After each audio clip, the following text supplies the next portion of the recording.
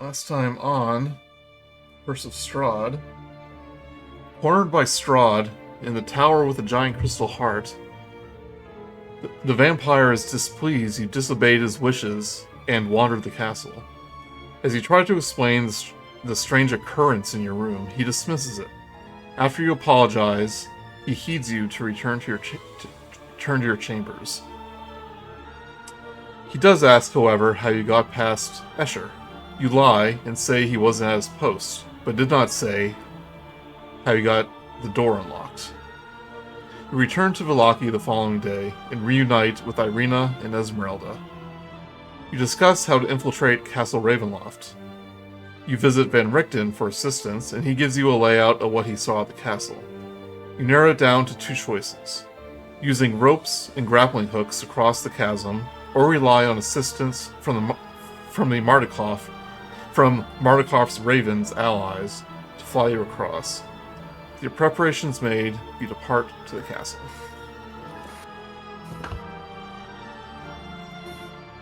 And unless you had anything to do in Vallaki, any more preparations, you're on the road.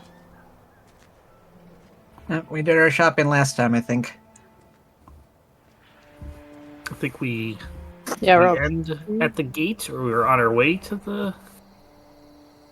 It just left. We leave in the morning, so we probably didn't. Probably just started out. You just left Vallaki. Right.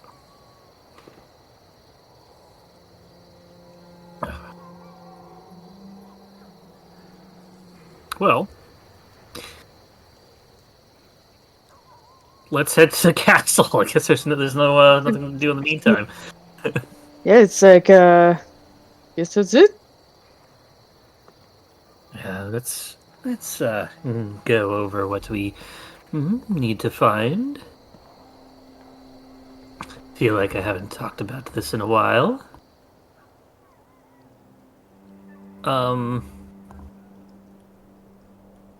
So we essentially found the spy. We need to return a husband.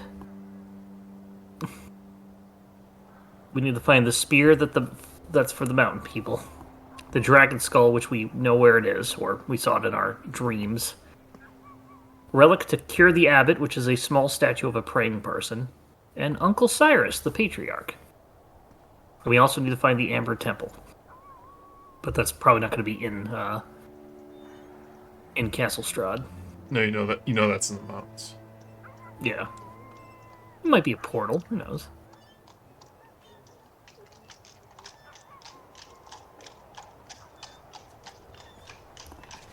As you are traveling, you do see three figures approaching on the road.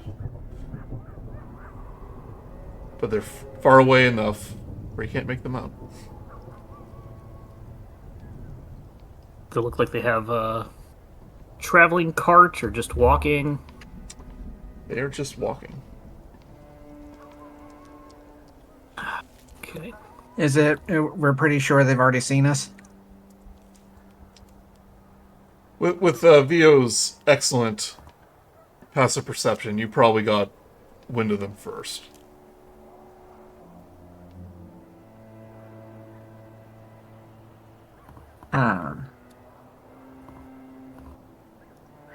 Perception check just to check or see if I might notice anything recognizable or... Sure, yep.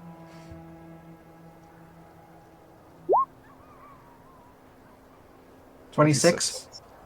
You notice that they are wearing Bistani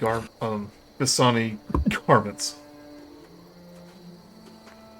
And that one of them, the one in the center, is hunched over. He looks elderly.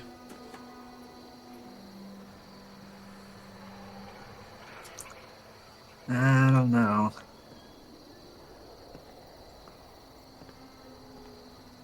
Should we go and hide, let them pass first? I think that'd be a good idea. Okay. Vogelsuch will follow.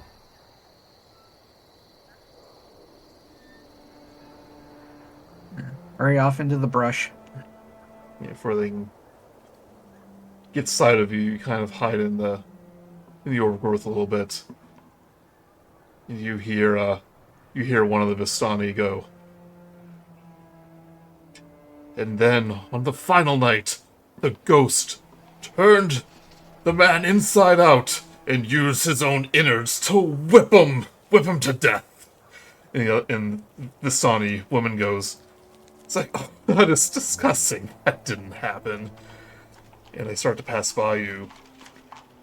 You notice that there's a elderly Vistani man flanked by a man and a woman. And you recognize the man as the elder at the Vistani camp. Which one? Not Madame Ava, the old man. Okay. Strahd. But he goes, oh, that is quite the tale. But I have one that will make your bones curl. The woman goes, oh, I'm sure you've seen all sorts of horrifying things in your time, old man. And they all kind of have a laugh. They go, oh, not far now to Vallaki. Should be able to reach there before sunset. And at this point, they're kind of leaving your, they're like well past you at this point. Yeah. They seem not so dangerous. And we really need to hide from them. You've met them. Yeah. We, I couldn't tell that far away who they were. It could have just been disguises. Anybody could get one of those kind of cloaks. But why would they be away from their camp this far away? Oh no, like trading or something, maybe? Did you see them carrying anything? How Didn't even far- look. How far from the camp are we when we pass by them? Is it hours? Like a minutes? couple miles from their encampment. Okay. Which you know isn't permanent. Yeah. But even then, like, Esmeralda, at least have Esmeralda says, Sonny don't stay in one place for long. It's a little unusual that they're by themselves, but they said they were heading to Vallaki. Maybe they have business there. could be.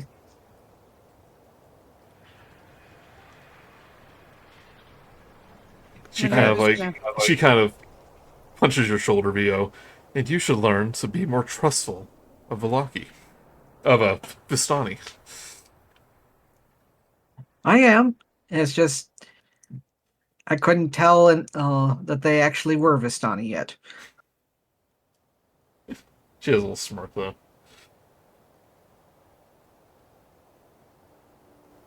Minerva's gonna poke her head out of the bush. Do you think we could flag them down now? You want to? I don't see why not. Okay. How do you make yourself known? Grude, you've got big lungs and a very unassuming voice. Do you want to say hello? Yeah, just go, oh, woohoo. Yeah. Hey, dudes. Hey. Do you actually leave the bushes first, or do you say? Yeah, no, as I'm standing up, yeah, got it. Hey, dudes. They kind of turn around with the start. And, the old man goes, oh, how did we miss you? Big guy like you. Grude, was it? Yeah, kind of. Come over here. Hey, how's it going? Your friends with you? Oh, what are you doing in the bushes? We saw you coming, but we didn't know we couldn't see exactly who you were. And we didn't know if you were, like, an enemy or not, so we just hid. And then we just walked by, and then we talked about it for a bit, and then we decided, hey, let's go say hey to these guys. One of the Vistani goes, I knew they were there the entire time. Like, probably? He goes, that's a very smart thing to do. Come over here. Yep. Just come right over. Joyce! Same. Minerva's also gonna go out as well. Esmeralda kind of stays back a little bit. Didn't really make any mention of her. So look at you. Look how you've grown since your time since we last met. A little more experience. week ago. Hmm?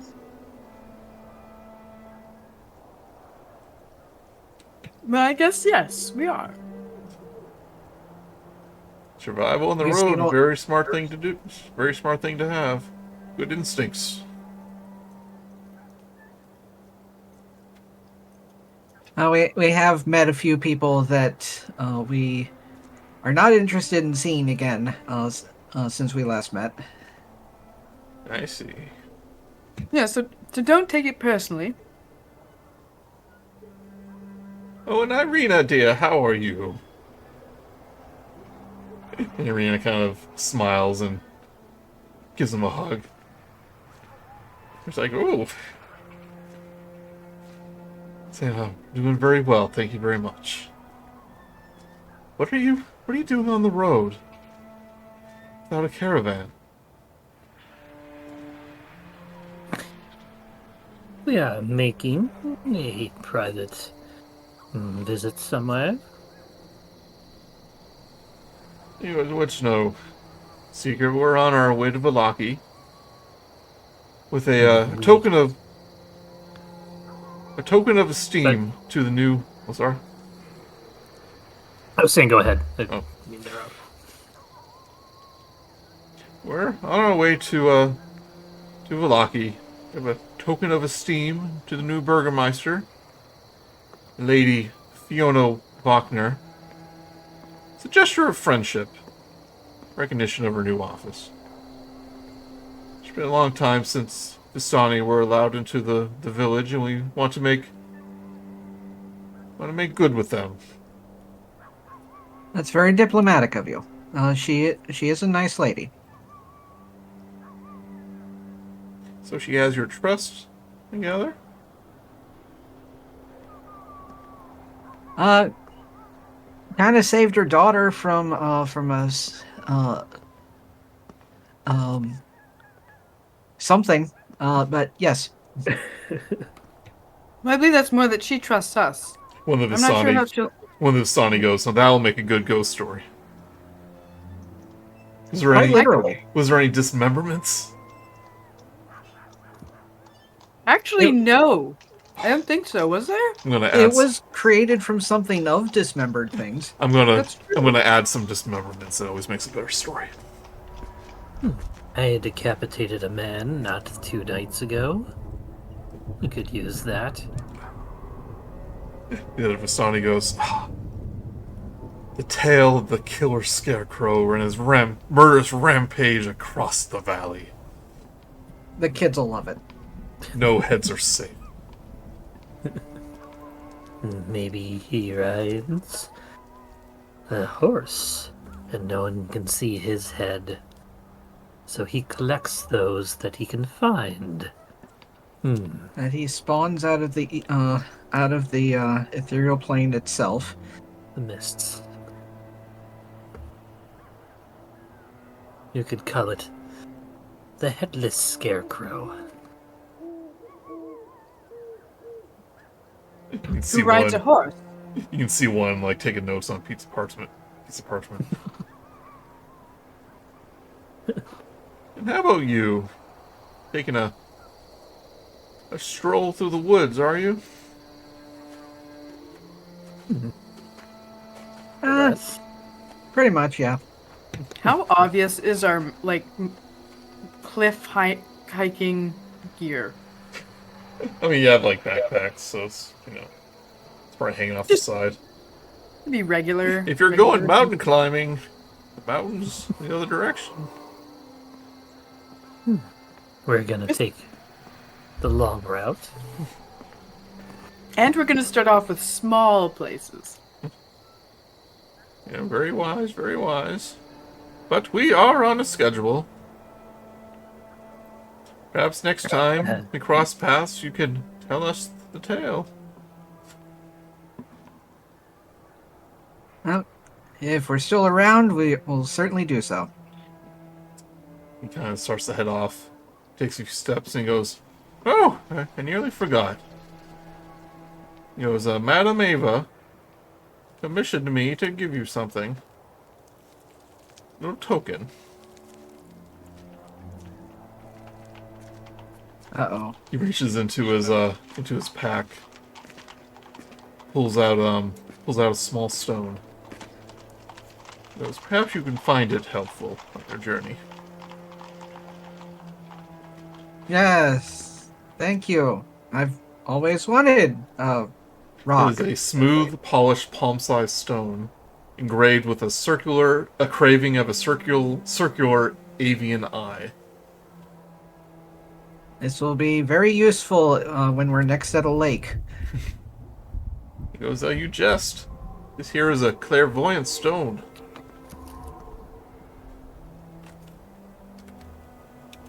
He says if you whisper a name of a location, it basically gives you a use of the clairvoyant spell. Ooh. Yep. Whoa, that's so awesome. Thank you. It's almost as if she knew we were going to need one. Create an invisible sensor within range of a location familiar to you, a place you have visited or seen before, or in an obvious location that you are unfamiliar with, such as behind a door, around a corner, or in a grove of trees. Sensor remains in place for the duration, which is 10 minutes. I briefly thought that said, because I'm reading it as he said it, or in a grave. Grave of trees. And it can't be attacked, otherwise interacted with. When you cast a spell, you choose seeing or hearing, and you can choose sense through the sensor as if you were there in that space. As an action, you can switch between seeing and hearing. So you have a clairvoyant stone. It has one use. One a day or one in general? Just one.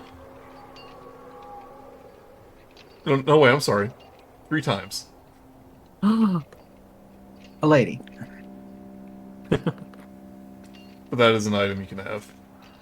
Doesn't require attunement, but it is an item. Are you sure it's called clairvoyant stone? I can't find it in my my list. Or did they not add it? I mean, I'm not looking on D&D Beyond. If it's a custom item, then that Oh makes yeah, sense. it's a custom item. Okay. Yeah, usually whenever I find something, I'm looking on another catalog.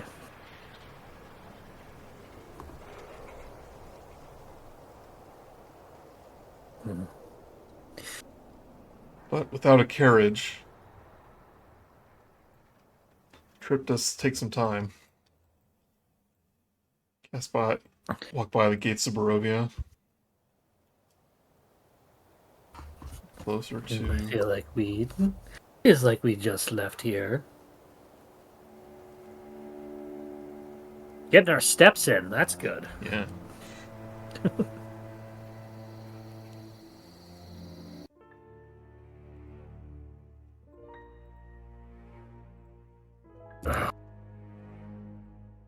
Oh, the art was so good. Yeah. In my head, I'm like, why are they already there?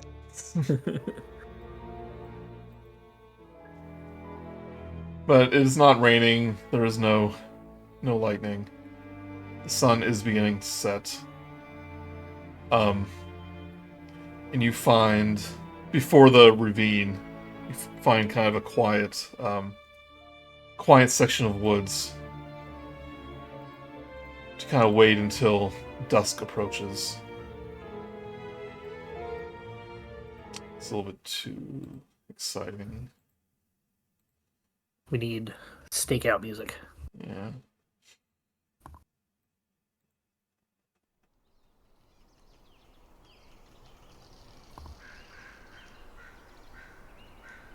You have some time to spare.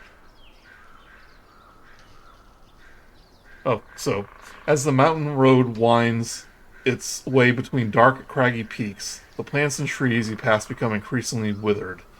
Each new stem or trunk seems more twisted, more grotesque than the last. The vegetation soon sprouts vicious, thorn-laden branches that claw towards the stormy skies above. Oh, maybe it's stormy. A thick blanket of fog rolls across the road, creeping along the land like a sulking spider. Within it, eerie shapes occasionally form, a disparate, grasping hand, a withering serpent, a screaming face, then vanish as quickly as they come. It is storming. It has some ambience.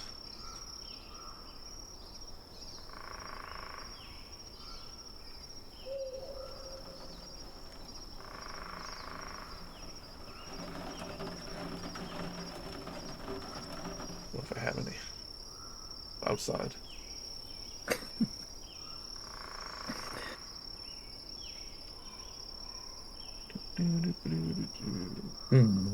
Looks like a storm is going to roll in as I watch the clouds.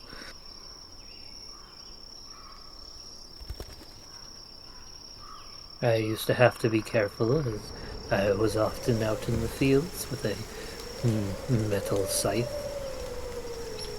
But not anymore, as I can pop my scythe into the pocket dimension wherever it goes.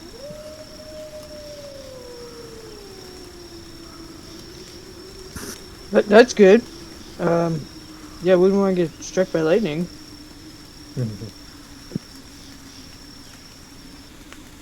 But after winding through the craggy mountain peaks, the road takes a sudden turn to the east.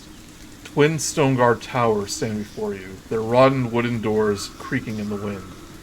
Beyond these twin turrets lies the precipice of a 50-foot wide fog chasm that plummets to unknown depths below.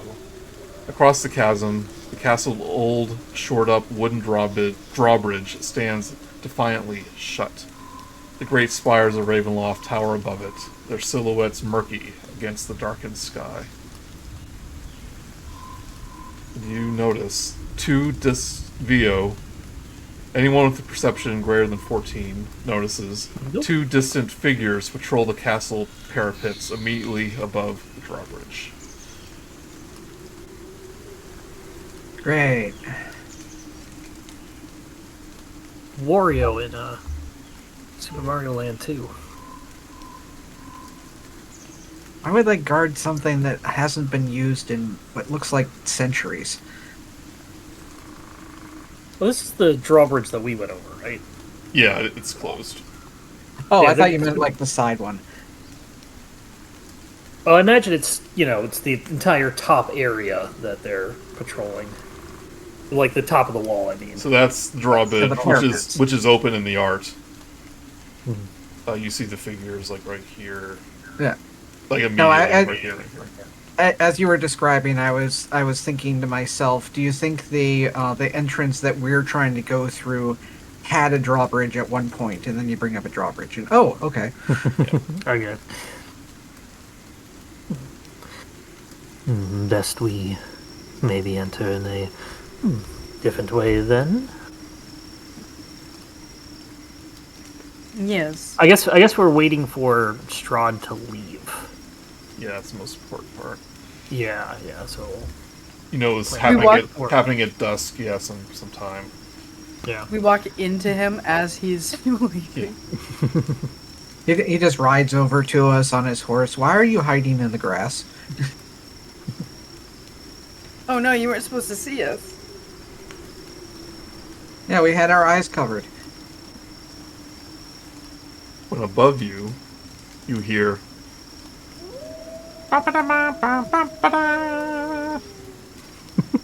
As you look up, you see the blue-tipped raven, kind of looking down at you, which flies down next to you, transforms into Muriel. Oh, hey, I was wondering where you were. You guys were so easy to find. Yeah, we're good at that, aren't we? You need to be sneaky. To be Is that honest, why I Mario, was surprised by this? A little bit, yeah. I don't think she's known about the Were-Raven since you've been there. Since she's been with you. And he goes, well, you just make all sorts of friends, don't you? Yep. This is Muriel. Muriel, Esmeralda. She has a over-exaggerated bow and flourishes her sword. And Esmeralda goes, so I have some competition. Now, girls, you can both be absolute badasses. Muriel gives you a little, like, huh? Catching on? But she, puts away her sword and goes, yeah, the old bird told me what you guys were planning, and I volunteered to be of assistance.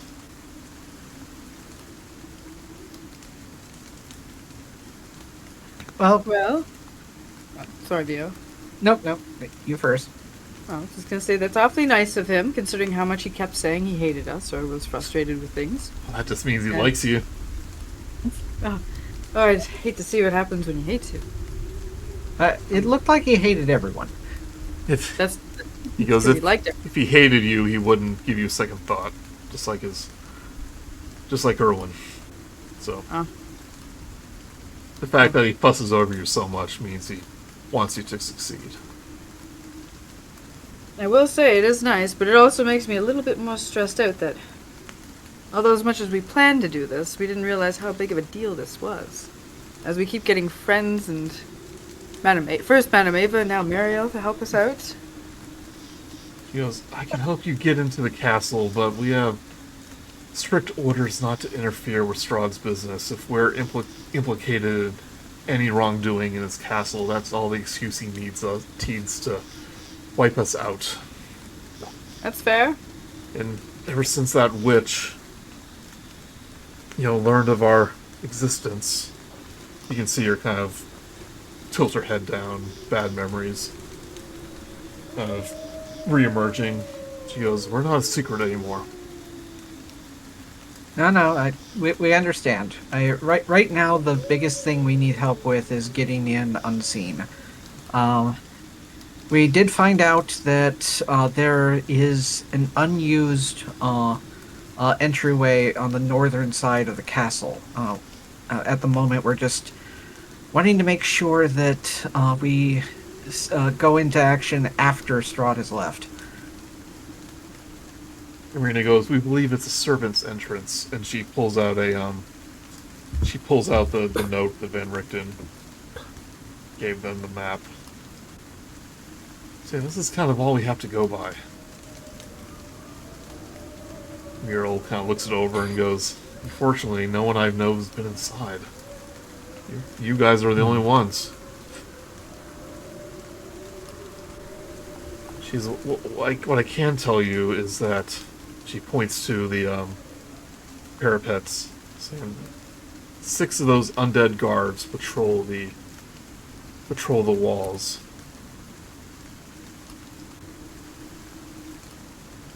We see what kind of undead they are. They look like they're tough undead, or they look like dumb little zombies that are no better than a Give me a straw man. investigation or an arcane. Either one. They're both 0. So, Let me give that a try, Vogelsuch. I have some arcana. I rolled a 2. Well, they're basically the same rolls. I shall defer to Minerva. Expertise. So it's not anything you've ever witnessed yourself here or otherwise. But it's not quite the revenants that you met on the bridges in an Argynvost, but it seems to be kind of similar. Muriel goes, I believe those are called whites. Oh, okay. Would I happen to see if, sometimes in movies where, just for the sake of exposition, they'll show, an animal or something going on their path and they just, obliterate it? Was there anything like that I could have seen if, I'm essentially trying to figure out is this going to be Metal Gear Solid? where we have to avoid like their vision Mm. or hearing and stuff. And I understand that not being able to see that from almost like a mile away. Yeah, you only have vision on 2, but she, here, I'll, let you take to the map. Crossbow Ocelot. Ocelot.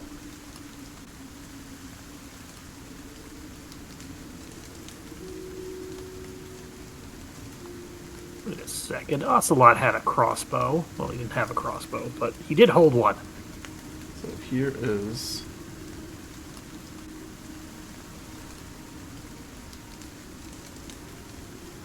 Here's the courtyard. These are the towers over here that talking about. And here's a drawbridge that is now up. So you see the 2 guards right here. Muriel tells you of 2 more on the far ends. So another one that will be patrolling this area. I don't know if you can see my things. This area, Yeah. and further into the castle. So you have 2 in the front, 4 and 2 on either side. I'd say if we had the time to kill, we'd probably try and do some sort of reconnaissance where we can just at least scout out the outside perimeter of the castle, if that's possible. I don't know if it's like built into a cliffside or something like that. So if you remember, it is built upon a pillar.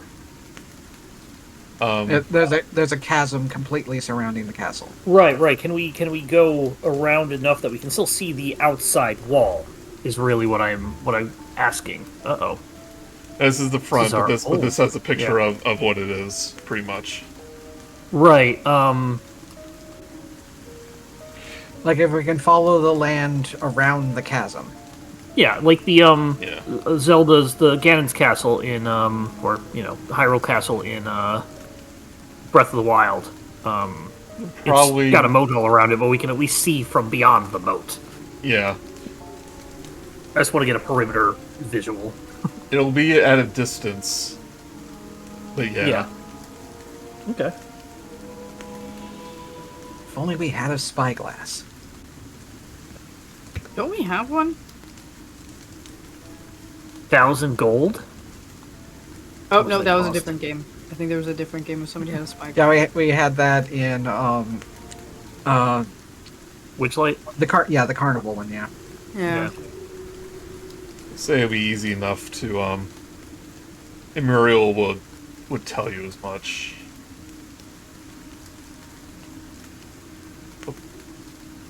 I show you the whole thing, but that's fine. It's the outside. Oh god, there's this whole room over here with a key in it. But The legend.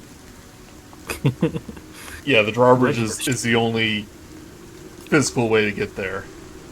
Right. On foot.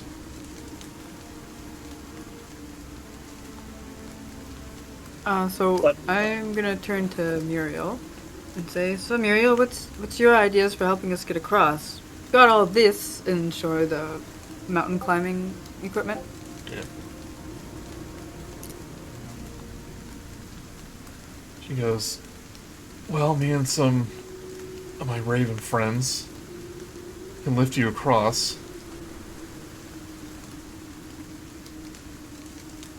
Maybe we can time it just right where we can avoid the guards. So if you notice, there's a bit of a pattern. Or there's basically mindless drones patrolling the walls. If we time it just right, then they'll have their backs turned to certain areas. Grude looks at the wall for a couple seconds, like, oh my gosh, you're right. I didn't even notice that. Yeah, we'll only have a few seconds of that blind spot, but if you guys are quick enough, you should be able to make your way across. Draw too much attention if I just drop you off in the courtyard. Mm-hmm. We are the epitome of stealth.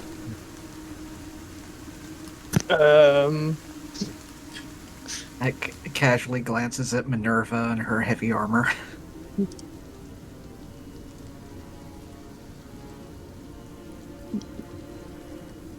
Yeah.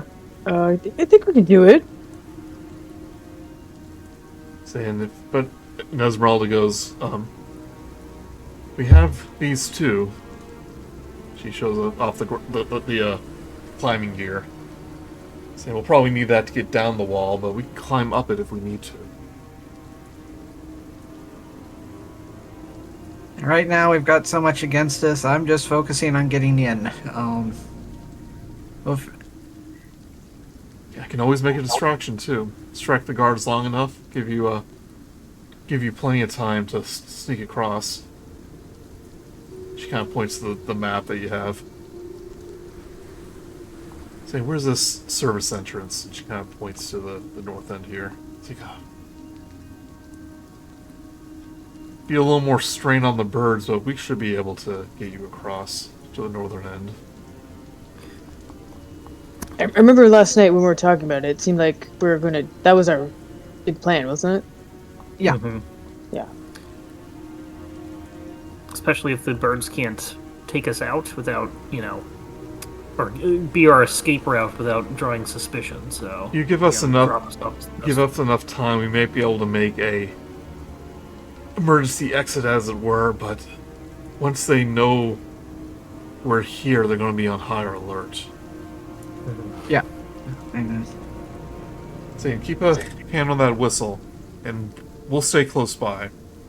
If you need an extraction, we can do our best. Very appreciated. Thank you. She goes, but again, it's risky. It's not going to take long for Strahd to put two and two together that a group of ravens airlifted you out. Well, you'll say that this is a last resort. Absolute. We do also have a druid in our party. Hey! But yeah, he's more familiar with you than he is with us, mostly. So he may end up thinking towards you guys first anyway. One more That level, would- you can do a flying creature. No. Couple You more can become levels. a large eagle. Yeah, pretty much. Unfortunately, Eagles are here. Unfortunately, you can't get level 6 spells because then you get Wind Walk, which turns us several creatures into gas. And Yeah, but then sadly, this would be too easy if we had that. Yeah. Featherfall isn't a bard spell.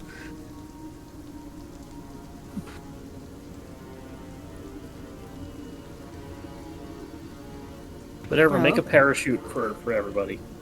Which says, like, so ravens make distractions, or ravens fly you across? Fly? I vote fly. Yeah, let's go for fly. And if it doesn't work or it has to abort, then we can rely on the grappling hook instead. She goes, I don't know if there's room for two. If the flying doesn't work, then They'll probably be on to somebody's trying to break in.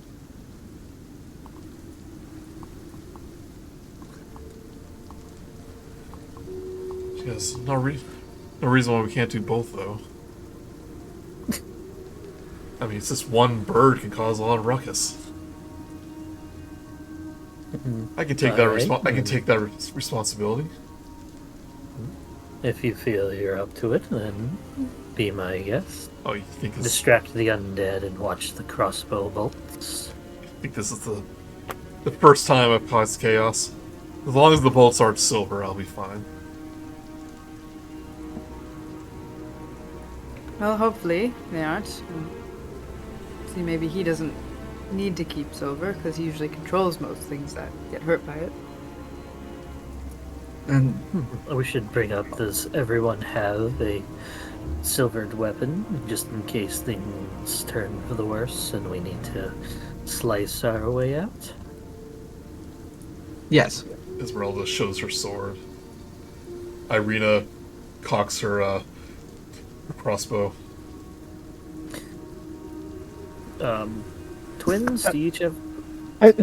Grude's just there with like a wooden staff, like,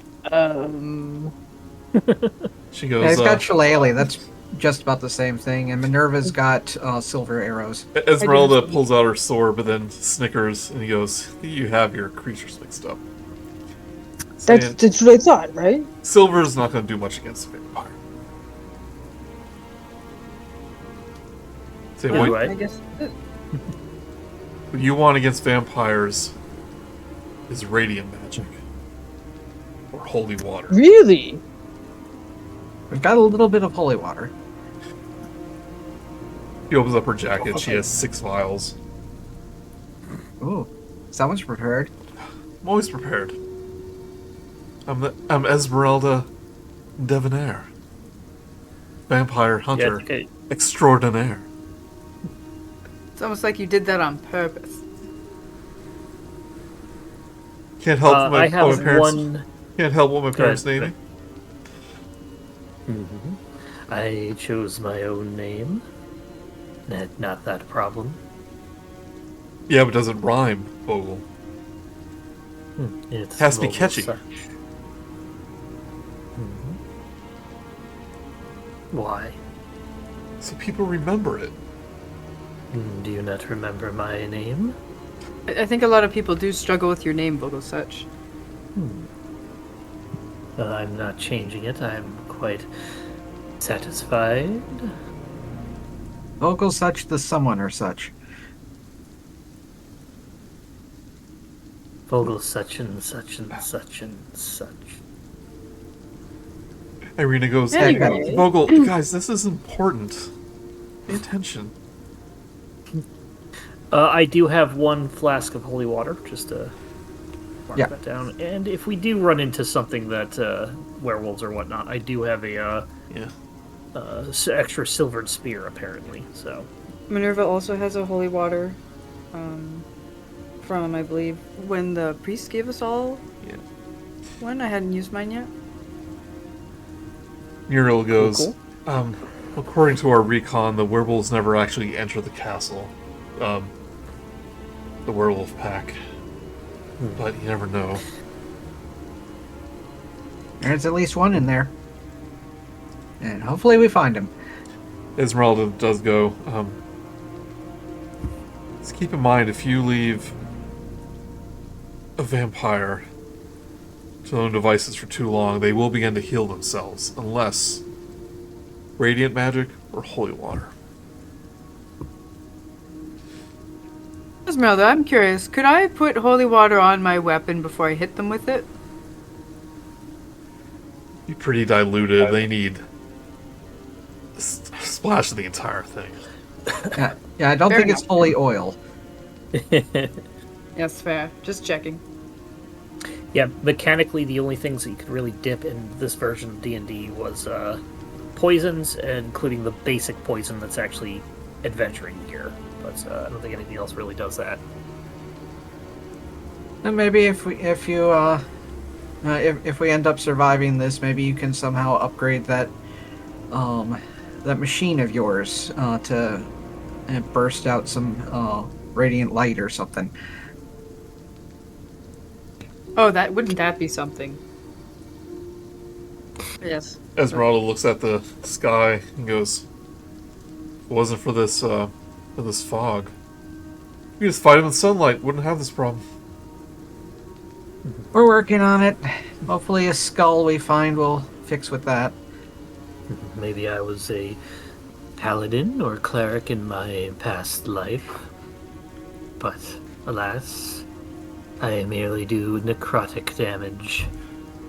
In my nature, That's going to be less useful against a vampire. yes. Hopefully we don't run into any though. Useful against werewolves, not or were creatures, not vampires. Well, here's what we got. We got Muriel going solo for the distraction, and then the other birds flying us in. But then we're gonna have to make sure we can get our way out, so that they're not implicated. Yeah. Once we're in, just get out of here so that nobody manages to recognize you for what you are. So that we don't want you to get into too much risk in the future. Muriel says, I have heard a rumor. There have been times where we knew a target was at the castle, and then we find them on the other side of the valley in an impossibly short amount of time. They might be getting around by magical means somewhere in the castle to outside places. Something Teleportation circle. Something like that. Of course, we have no way to prove that, but we've had evidence of it. You can find that, you might be able to have a quick escape. That is worth its weight in gold, Mario. Even though it's weightless because it's words, but still. That could save us from having to climb all the way over, but at least we still have these for, I don't know, future reasons. Irina It's says, a possibility. Irina goes, that might explain how they were going to get their forces into the church in Vallaki. They weren't just going to march through the front door.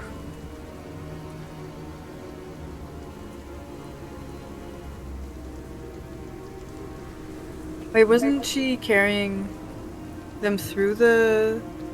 she was using the coffin maker to carry them through? In boxes? Yeah, but you only found like one or two. Oh, okay, yeah. You're kind of expecting more, yeah.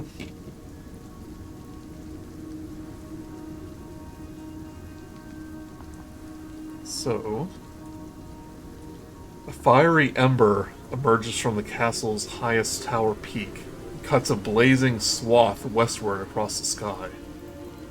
You catch the barest glimpse of an onyx black steed, its mane awash with crimson flame, and a tall, richly dressed silhouette atop its back. And then the air ripples around them, and both vanish into the abyss of the night sky.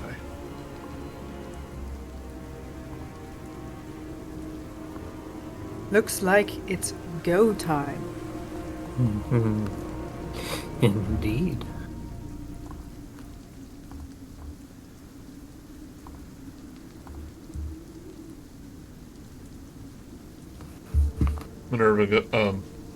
Muriel goes, so when should I expect the departure?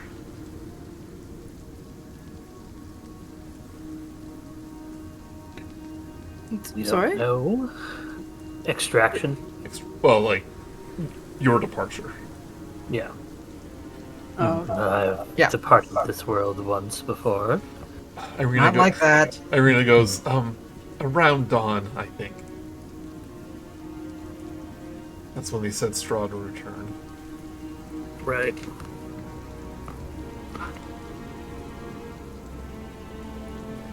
And we'll give word one way or another. Well, I guess if you don't hear anything for a whole day, it's bad news.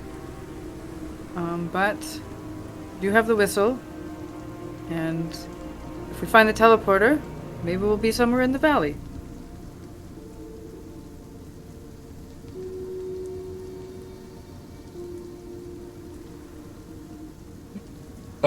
Muriel kind of claps her hands. It's like, okay, no time like the present.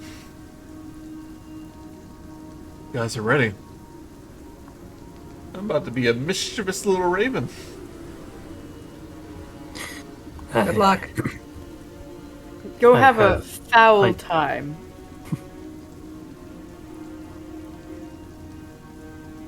Right, with a slight flash of light, she'll kind of morph into her raven form,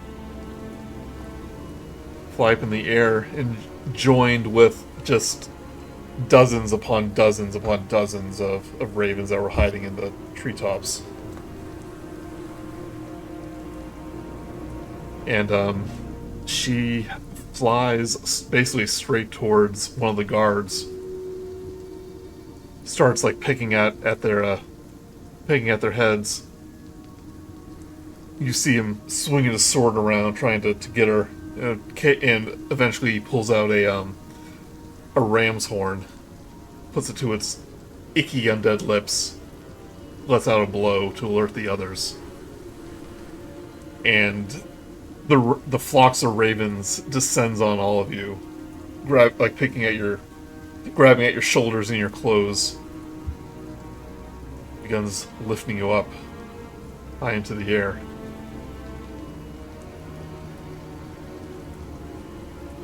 You see the chaos below, all the guards kind of running to that position, shooting crossbow bolts at the raven, at Muriel. Oh, this is so uncomfortable.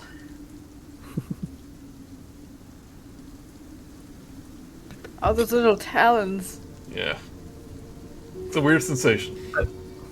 I'm getting so much information on how to actually scare more birds now. It's great research. But since you're doing it at the far end of the castle, it's kind of stressing them. So they're gonna have to let you go onto the wall right here.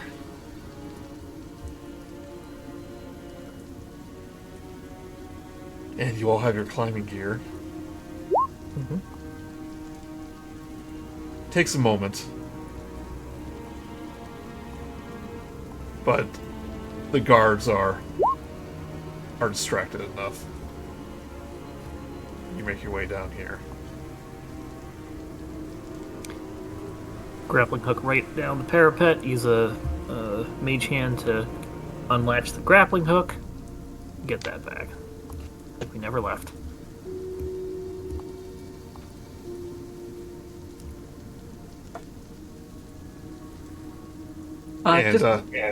Yours. Oh, yep, go ahead. Is it obvious what the gray building is? You don't To know. the right? Okay, so not obvious then. Just checking.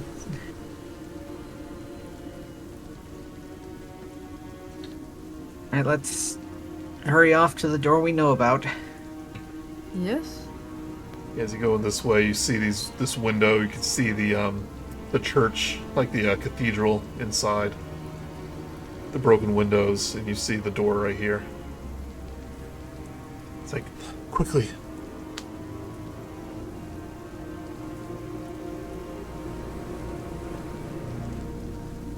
Head on in. In I go? The door is swollen shut. It's not Oh. locked. Swollen, so like it's The wood Broken? has Yeah. been swollen, so you can't open it normally. warped. Okay. Warped, yeah. Oh, hurry! What do you need me to do? Open the door. It's stuck. Oh, I'll take out my crowbar. Okay, give me a strength check.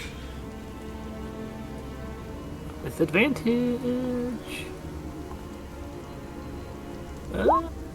15. 15. Yeah, it's easy enough. Yeah, we're gonna make your way in.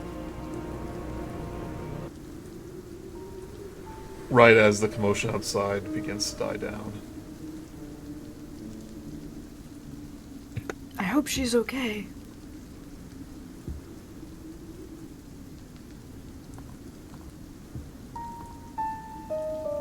Close the door right as the motion begins to stop. So this place looks familiar, because you saw it in the dream, but it's in a much worse state than what it was. Dim light filters through the dust-caked windows in the east wall. A door next to the window leads to the castle's northwest courtyard, where you came from. Everything in this room is coated with dust, including a large heavy table in the center of the floor. A thick book lies open on the desk, with an inkwell and quill next to it. There's a broken door to the north wall, and the staircase to the south wall plunges into darkness. On each side of the staircase, a skeletal figure draped in gleaming chainmail stands sagging at attention, holding a rusty halberd. These are kind of similar to the ones you saw in other places in the castle. It was seemed to be like discarded skeletons that were made to wear armor.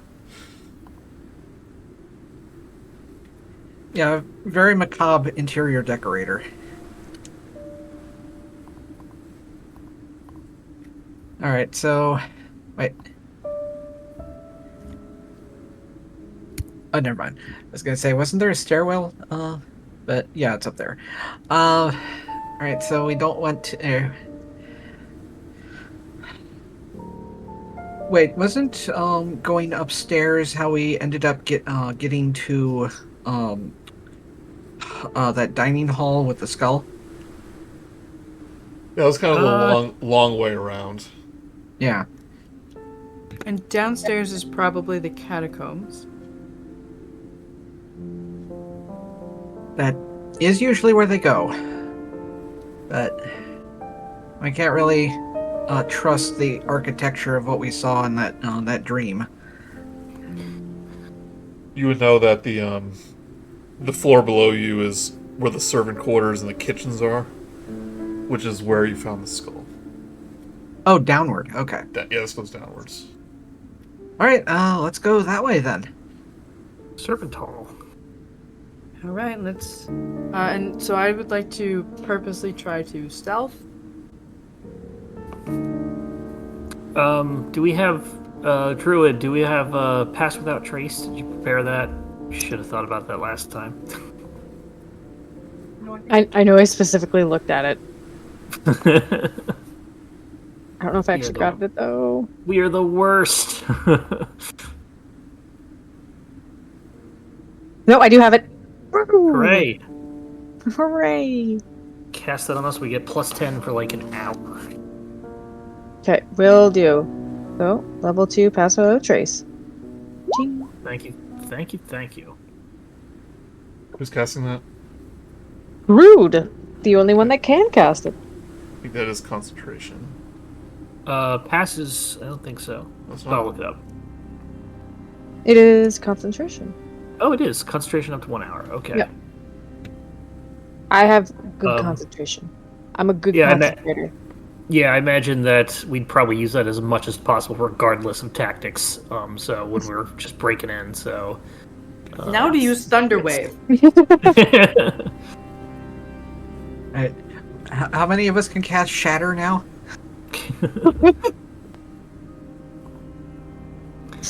That's good. We really wanted to push the limits of this heist. All right, so this is the room that has all the laser tripwires. Yeah, who brought cigarettes to be able to find them? I brought incense. Peek on the portcullis here to see if we can see down the sides. Does anybody have a mirror? I probably do. Yeah, I have a mirror. I'll Only use the it one to- that sees dead people. Yeah, only the ghost one. Right, I've got a normal mirror. I'll use that to police quest SWAT angle around the corner so I can get a good view around the corner without having to put my head through the portcullis. Heavy beams support the sagging 10-foot-high ceiling of this long hall, its mortared walls illuminated by flickering torchlight. Fog clings to the floor, obscuring everything that lies less than 3 feet above it. At the left end of the hall stands a pair of wooden doors, their heavy planks banded with steel. At the right end stands a raised metal portcullis, beyond which lies a dark wine cellar.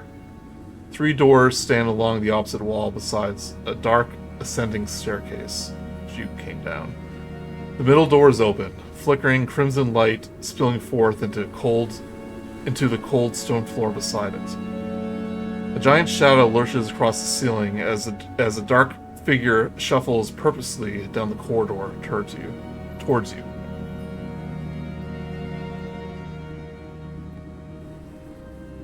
Where is that? Let's see. I mean, so the hallway you're peeking into, Vogelsuch, so we can't see that. Right. Well, I mean, yeah. It's like you see the shadow on the ceiling, so it's like someone coming through this door here. Which one? You see.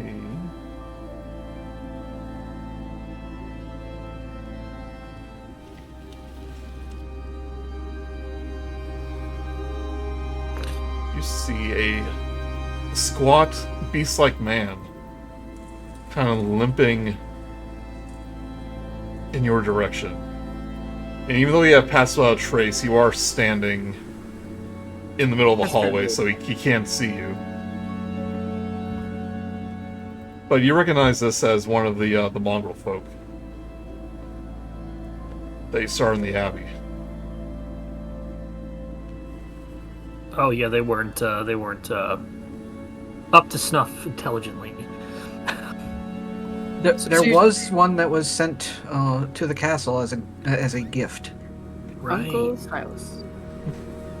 That's what we're looking for. But he kind of catches sight of you. He kind of stands there, kind of frozen. Minerva will say, Uncle Silas? How do you know that name? Who sent you? Minerva's gonna look at Theo because she knows that she might say too much stuff. Go ahead. You were the guest here the other night, weren't you? Hello. Yes. And also, I'd like to say that, what was the person's name that was like really upset that he was gone? I just wish I remembered one of their names. Yeah, I wrote down we need to find it, but not who won. I'm gonna go look at the art. But he kind of limps toward you. He goes, Cyrus Bellevue, at your service. Hey, give us a minute. We're looking through the menu. You're supposed to pause. Wait, what's your name? Is it Flesh Golem? But this gentleman almost Nice. has like dog-like features. And you notice that one of his feet is a duck foot. He's very much hunched over. And He is also, admittedly the most cohesive that we've seen. and also like not perfected, like you were told. Grude always had his suspicions. I'm more curious who his little friend is in the pouch. I don't think we spotted that yet. Little friend. Oh yeah. It's Another just blue vial. eyes. And little hands. But I would like to say that so we didn't get to say hi to you when we visited. Cloven was was wanting to say hello to you and see how you've been doing since you've been here. Like, oh, sweet caring lad, I do miss all of them dearly. How are they doing? They've been eating right? Yeah, I'd say that they've been doing fairly well. They've There was one been keeping person up with who their was- chores? Actually, yes, I think they were. Never did their it wasn't- chores. Always wanted to goof around. Well, there was definitely that. It wasn't exactly sparkling spick and span, but it was a livable place. But there was somebody who was very sad that you weren't around anymore.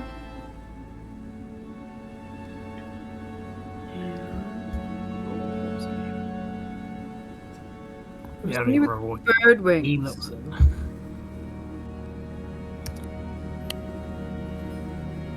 I do miss the Abbey. Why don't you go back? Can't go back. I am now a servant of our Lord and Master Strahd von Zarovich. Inside check for sarcasm. I don't think you need one. Okay, Nice. so. Doesn't sound like an enjoyable position.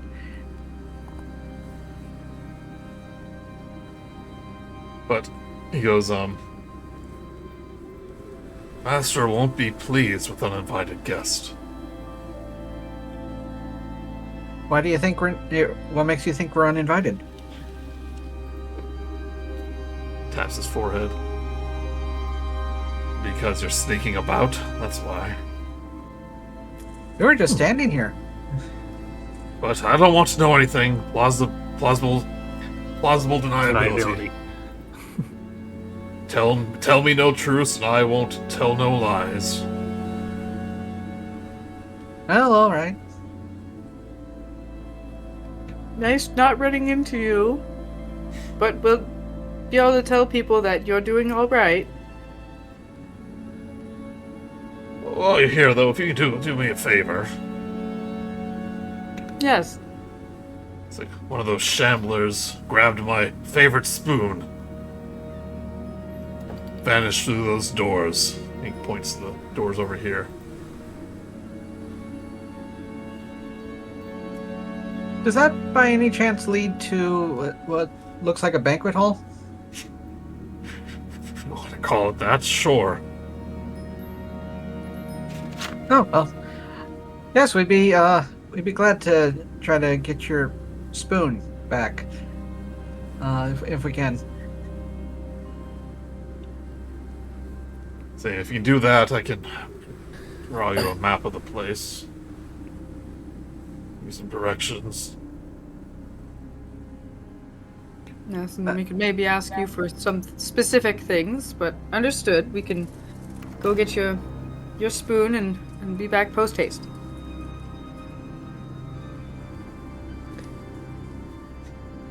He goes, and I never seen ya. Nope. Didn't see no one. Returns See back who? through the open door. I didn't see you! He Of Oh, course okay. not. We're not here.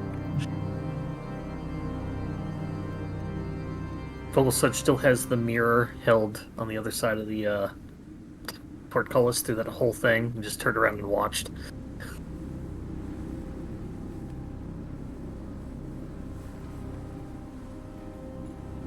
Oh, well, hey, that looks nice. Yeah. I think we're going to be going through a different door. Oh, they dropped all the tomato sauce. Ah, the perfect spaghetti. Now they How gotta to do do an Alfredo sauce. We're going to miss out on the bouillabaisse. Use your $3 words. Alright, I guess not much else to Well- get ready for, but to go in and try and deal with a Well- shambler. Yeah, but first off, Joey, I was trying to peek around the corner of what looks like the wine room. Yeah. Anything of note in there? Oh, shoot. Well, that's the entire building. Yeah. Oh God, the lights went out. Sorry, I keep pressing that. Too No much worries, frog. yeah. Marco. Wait, don't some of you have, like, being able to see in the dark? Do I have night vision? I do have dark vision too. Oh yeah, I can actually see through magical darkness because I took the However- annoying feat. Fog is still obscurable. Yes, I do not have blind sense. Yeah. Arch frames of stone form a low, wet ceiling over this wine cellar. Great casks line the walls, their brands rusting, and their contents long since spilled onto the floor. A few hungry rats make their home here, but upon your sudden arrival, they retreat into the shadows. I remember this place from a previous campaign. 3 of those are mimics. I'm not gonna believe you. But you would know I that just remember. I think it stair- was in the. I just remember the Ice Storm Peaks or whatever. We ran into a room like that with Oh, yeah. a bunch of casks. you would know the stones up here, or the stairs up here, lead back up to. Yep, top that's where we floor. came from. Yeah. No, you came from here. Yeah. You know these stairs will lead up. Because you went there in the dream. Oh, the place to the north. Okay. That's where we dream fought Strahd. And barely survived. And that was when he was brand new and weak. How does a man get that powerful? Things you must do. The horrible, horrible things. Training montage. It's the only way. So, want to open some doors? I can lead the way if you wish. It's fine. I'm gonna move on across the room.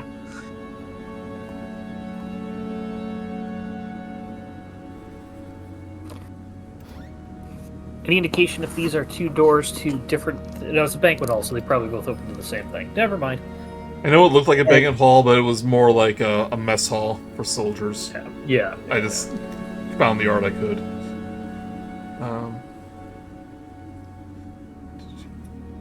I was using banquet hall as in like a place with a big table that has food. Yeah. Or food-like things. Yeah, I forgot about the term mess hall.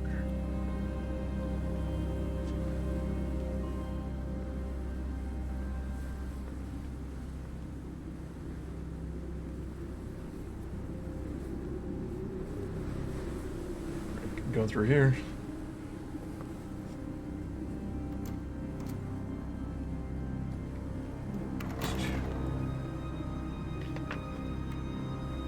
Hold on, I see a little lock things on the door here. Oh no, it's locked. We'll have to. Now we'll have to do a fetch quest in Valaki to get the key. Get a bat-shaped Crossbow. lock. Crowbar, I mean. Keep using your crowbars like crossbows. Crossbows like crowbar. Just feed the feed the crowbar into the crossbow. That's how you have to use the crowbar to... Oh yeah, this is one of those cases where like they have a generic thing for like every locked door. Let's see if we can find it real quick. Yeah, you don't want like 200 locks. DCs. Yeah. A skeleton key.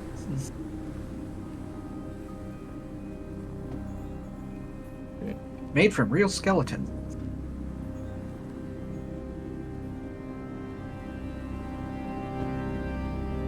Sorry, it's just one of those things I want to make sure there's not a third way to get in there.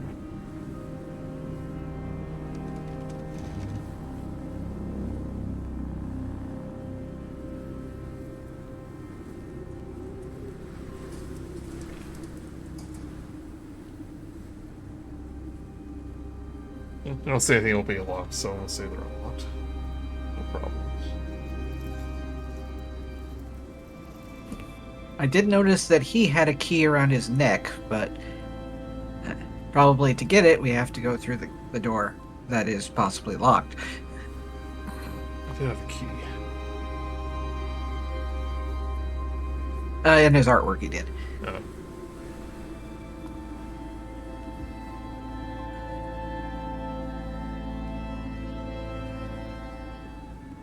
Maybe there's a description here.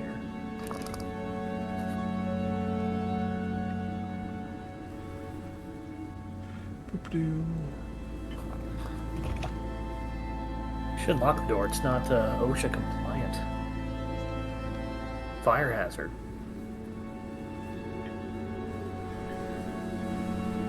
Or fire safety hazard.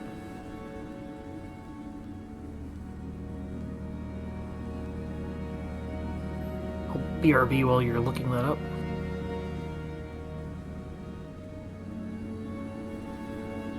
Okay, don't worry about it. Let's open up this door.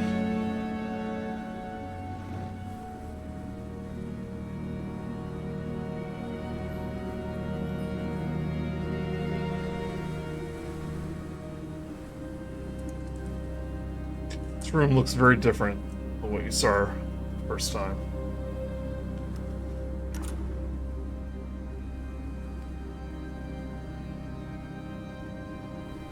Nice artwork. He's redecorated. Yeah. I see a motif in this room. I have a theme.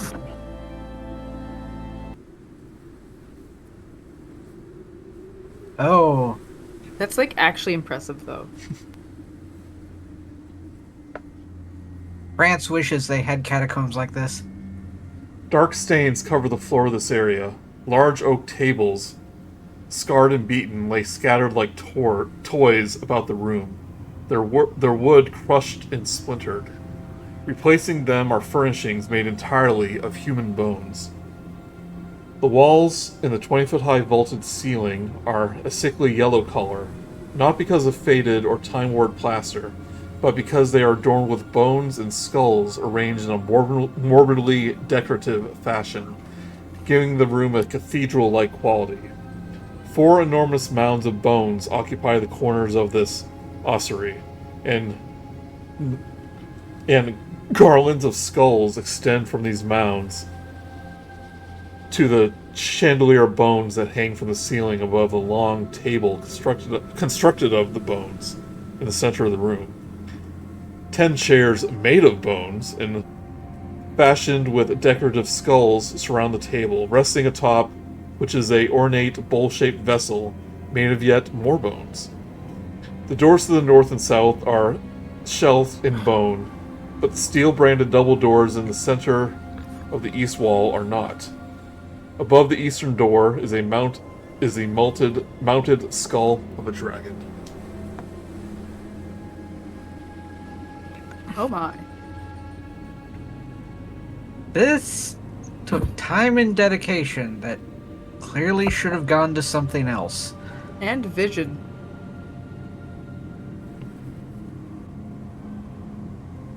Minerva's gonna like slowly walk in and like kind of not want to touch things.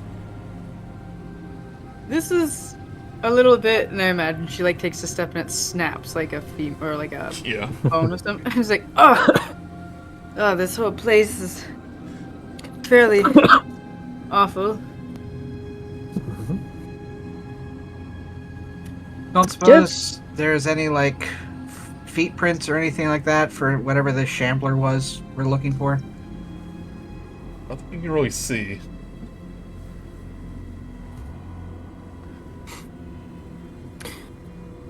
I'd like to do an investigation then of the room to try and see if they can find where it is.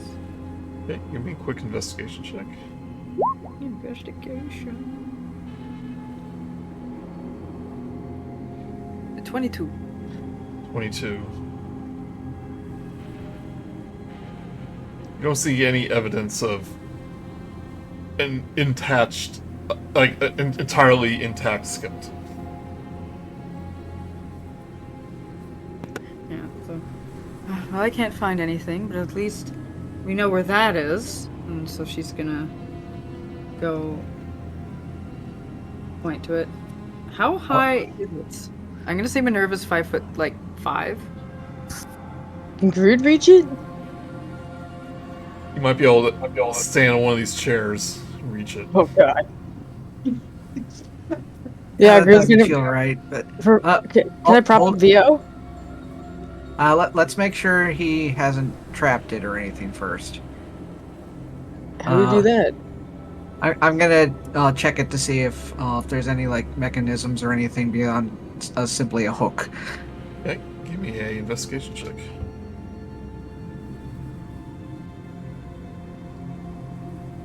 Come on, plus 1.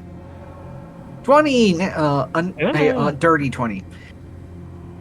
Doesn't seem to have any mechanisms attached to it. I'm going to summon my scythe just to have at the ready. Okay. And just peeks at it from underneath. I don't see anything, so if you can reach it. Hey, do you want me to just lift you up and you can grab it? Sure. And it's grabbing. Somebody get the box ready. Minerva will have the box ready. Oh, VO up. Isn't Theo really tall? Yeah.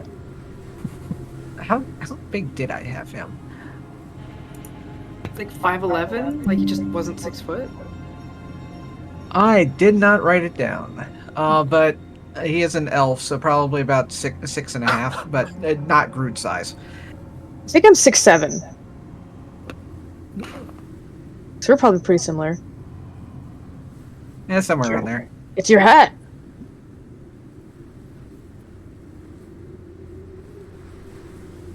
with like good old, an easy 10 feet between us, probably got it. You can pretty easily remove the skull. It's not mounted directly to the wall or anything like that. Like attached directly to it. It's like move the skull, and all the other skulls are falling down. No. We pull we pull it off and find out that that the hook that was holding it up was with a skeletal hand. Literally just holding it. You. Starts moving the jaw. Hello there. No. That's if somebody picked Grude up to get it there. Okay, who is picking up the skull? I am. Okay. I feel like this art, or what an adult silver dragon skull actually is, but this thing is probably pretty big. You're able to place it in the door is 5 foot wide, and it's as wide as the door, so that's still that is pretty big. With some maneuvering, we're able to take it off its skeletal hook. Irina goes, "This place gives me the creeps. Does Vogel have the box?" I don't know who we gave the box Minerva to, did have it, Minerva- but upon us seeing how big it is, it's like, Vogel, I'll need some help with this, so we'll both go each side of the box. Yeah. You're able You have to to like remove the Rubik's cube it open, get it to expand. As you're trying to figure it out, you hear a clattering noise. Bones hitting bones. Uh-oh. You notice that the piles of bones on each corner of the room are beginning to stir. Oh, okay. Alright, back out of the room. Yeah. And as you're about to make your exit, 4 skeletons emerge from the piles. We're gonna roll for You initiative. said there weren't any complete skeletons. They're kind of like forming from the pile of bones. No, or they were buried. Yeah. Because the head was peeking out. Get all Harryhausen up in this shit. But if one of them's a shambler with a spoon, I guess. Ugh. One has a spoon that's clinking on its head. Like clink, clink, clink. Roll for initiative. Initiative yeah, we should probably move on. Wow. I am fitting you the just last cut your little own bit head of off things your into a box. Why did you have to do that, Vogel? Rude got 5. Yeah, why did you decide to do that? I thought it'd be fun to watch. That's okay, I took your roll.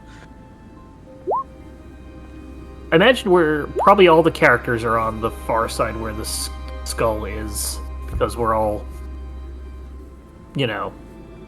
maneuvering it. I don't know where you'd put the two it was over top NPCs. the double doors, so... Oh, was it? Yeah, well, according to the artwork, anyway. You're right, yeah. Okay, yeah, I thought it was on the other side. I'm on the Well, table. why are you on the table? The art was different for some reason. Yeah. No worries. Minerva. What do you roll? Alright, I'm going to shoot. Shit, 25. No, yeah, 25. You rolled a 25? No. Yeah. Yeah, initiative plus 7, yeah.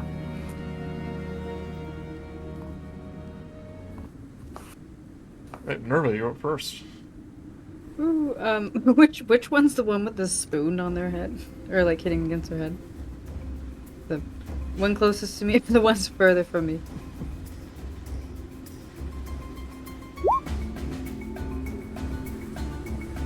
The one on the upper left-hand side. Key marker with a With a spoon token. icon. A spoon token. Yeah. Oh, they're really big in this one. Yeah, this is one of the Scale the map down.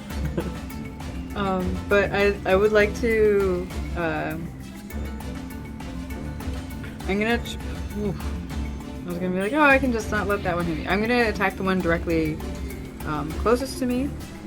And then I'll be like, that one over there, pointing to the top left corner, and say, that's got the spoon. Make sure not to hurt the spoon. Or else you might make him upset. So I'm going to use my firebolt, and I believe I get a plus d6 on it. For... Yeah, so I'm gonna go shoot that. Does... 11 miss.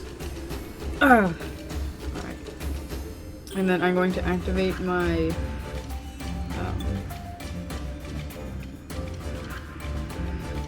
my thing into a... I'm gonna choose forced blast instead of fire because I'm afraid of places in here catching on fire. Okay. No bones are flammable. I was thinking the same thing. I was like, Oh wait, they have bone butter knives. They're gonna use their bones to butter our bread.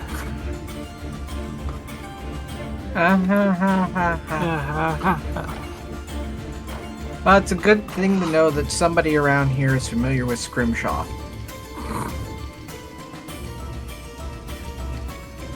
Bonus action is just to create it, right? You can't fire it with the same action.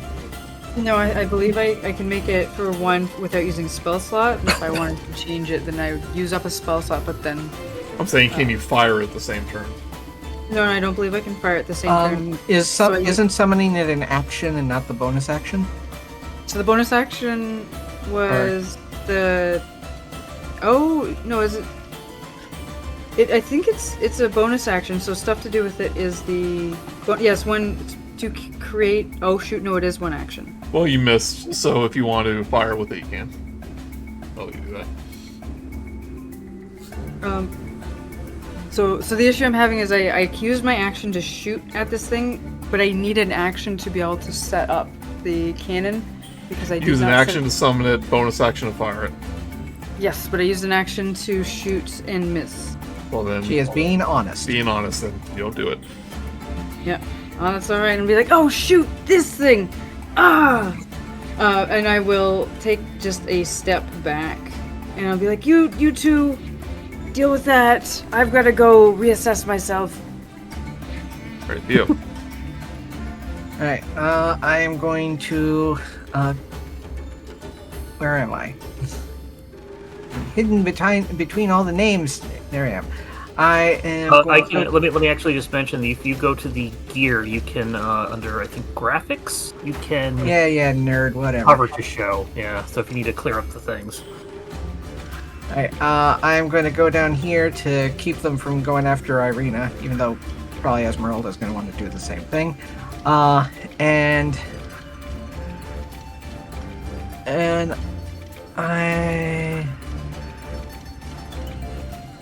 I'm just gonna stab at this thing.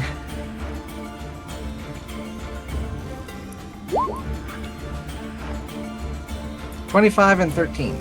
Both those hit.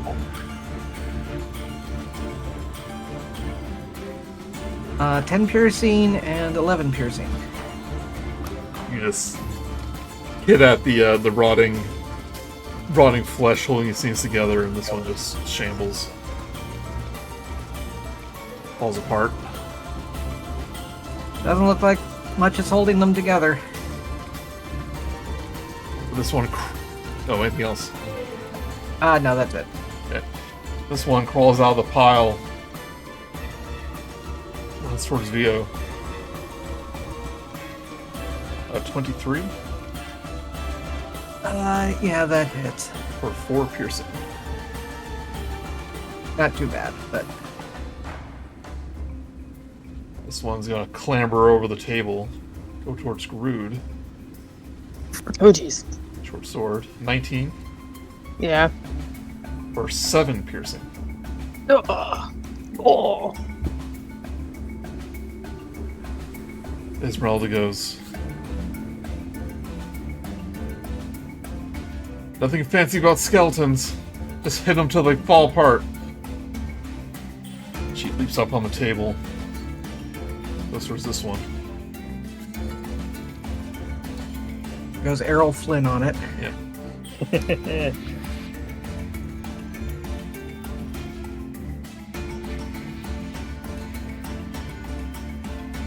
Fortunately, both her rapier attacks just go through the rib cage, don't hit anything. Oh, on a positive side for her later, there's a chandelier in this room. And very Oh, no. embarrassingly, Esmeralda misses all of her attacks. She stabs it through the eye socket, but all Yeah. it does is just go through the back of the skull and not do anything. Esmeralda, or Irina, I'll control this battle. Just goes, "You need a little help there, Esmeralda."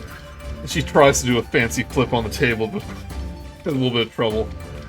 Oh, excuse me. Go up here. Give Irina the Esmeralda help action. Esmeralda help action for the skeleton. Is help action for anybody, or do you have to give it to a person? It's for anyone, right? Yeah, it's Should have a help action to attack that skeleton. But we'll Yeah, use because her I think it's rapier. like she could be distracting the skeleton, so like opposed to like somehow helping the other person. Do 10 damage. Rolls are private. Rolls should be. you can flip that around. So, Alright, Grude.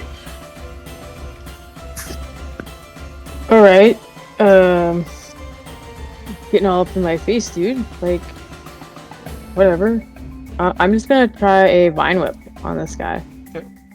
Here. 23. That hits. 3 damage. That's 2 more than it usually does. Yep. That's 3 more than it usually does. Great, everybody. Great. I got him, guys. I got him. So do a short sword on. Oh, anything else? Bonus action? Yep, that's everything. Right. 17 attack towards Vogel that'll hit. for 4 piercing. Vogel only now notices that we're in combat. He's just been staring at the skulls, wondering which one killed him. I'm casting Speak with Dead on all of them, asking who killed me. Right, Vogel, your turn. Simple barbarian thing. I got people in front of me, so I might as well just do it. First attack on the one that I'm touching right now. The northmost. Oh, hey, that was almost an 18 and almost a 20, but it ended up being a 9. It ended up being a 2, which to a 9. It actually freaking missed the skeleton. Attack Yeah. again. Things you'll fight at level 1. Yeah. That's- 14 to hit. That's a hit.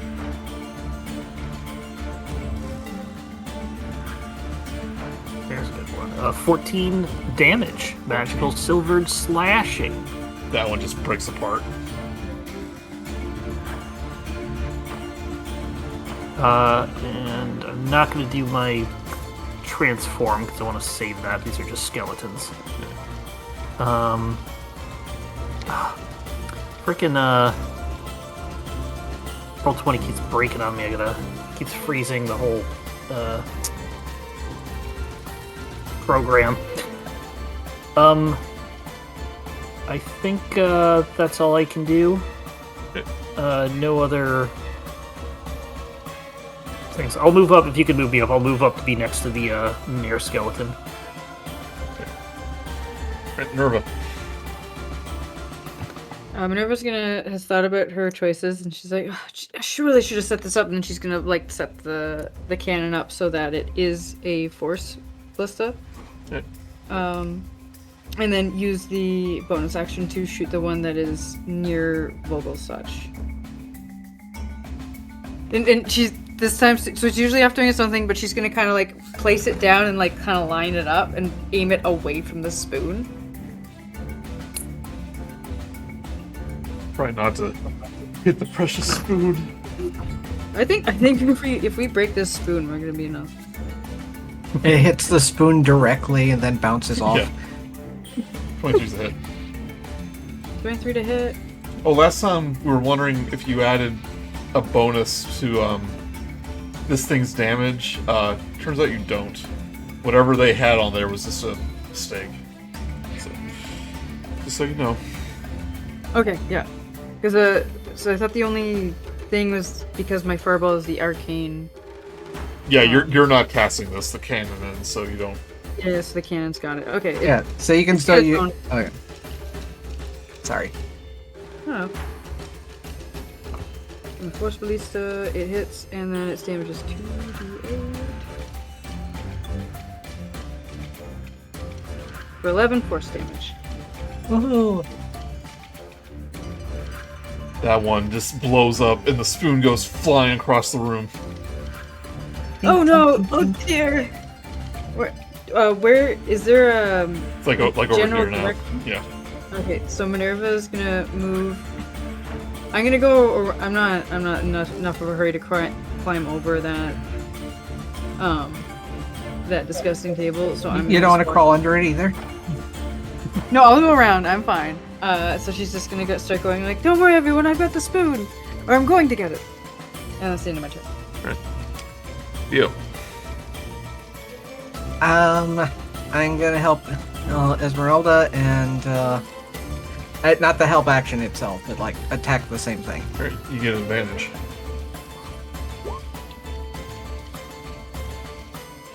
It hits. Okay.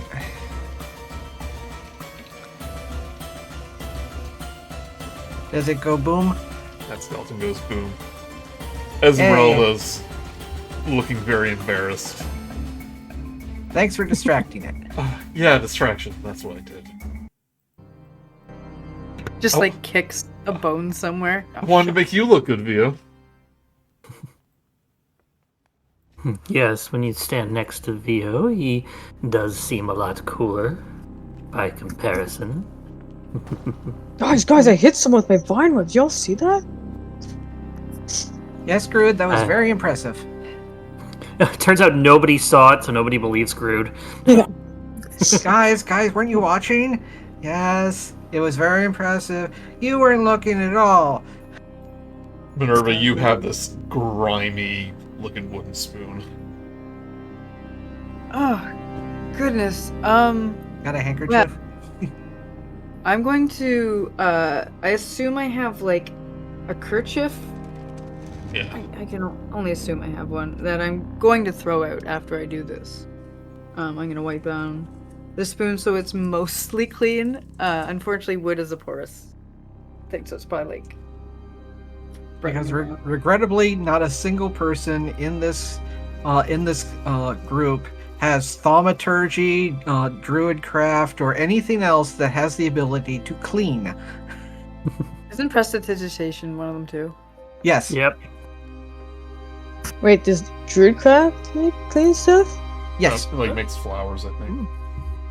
It's basically the same thing as prestidigitation. It's just a few more flowery bits, like can make a single flower bloom or something. Yeah, because I knew that stuff, but I didn't think it'd clean things. Because I do have that. But we don't need to clean it that well. Also, we might get rid of all the funk that the guy really likes about it. I was meaning the kerchief. Esmeralda goes, another rule. You're a room with animated skeletons. Hurry up your business. And she will help load the skull into the transdimensional box.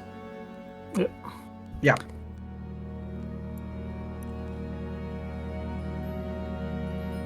Alright, what's your next? Back to Cyrus. There you go. I'm gonna give him his spoon and we can get some updates on our map. He goes it. Old Grimy! Old Grimy, I missed ya. He spits on it, polishes it with a really dirty rag. It somehow gets rustier. But it's wood. You see an enormous cauldron with some very zombie-looking appendages inside it. Goes over and starts stirring it. One of the hands tries to grab him. He's like, "Stop it, you!" He throws it. He like pushes it back into the pot. He goes like, "You guys want a taste?" Already ate. Sorry. You're missing out. I'm not one for eating while being in this castle. He goes, "Well, a promise is a promise." He says, "Ain't seen ya, but doesn't mean I can't help you." So I don't have a map for this, but essentially, if you ever want to know where something goes, I can give you a general idea about what's up ahead. Okay.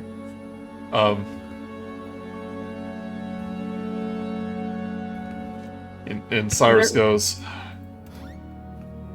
"You tell my nephews that don't worry about old Uncle Cyrus. Grandfather Cyrus, that kind of depends on the person, I guess. Great Uncle, Grunkle." Yeah, it's yeah, you have a lot of family there. And tell them that I'm nice and happy being perfected. They don't have to worry about me.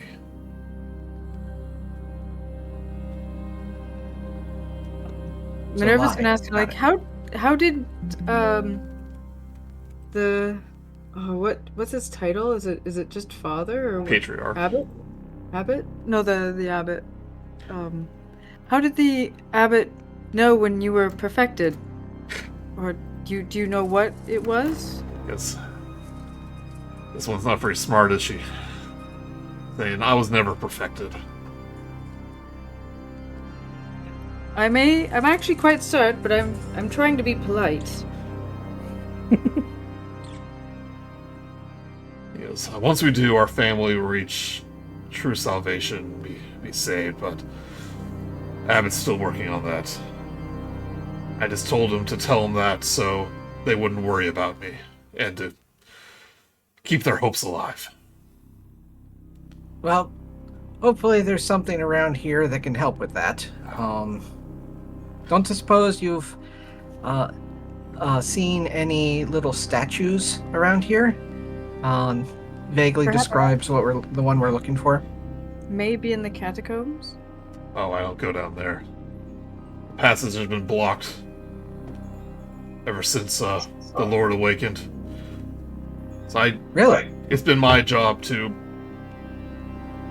tidy up this place. Have you tried doing a better job of that? I did an excellent job. Thank you very much. Vogel, don't be rude. I think lying is ruder than telling the truth. It's something called context.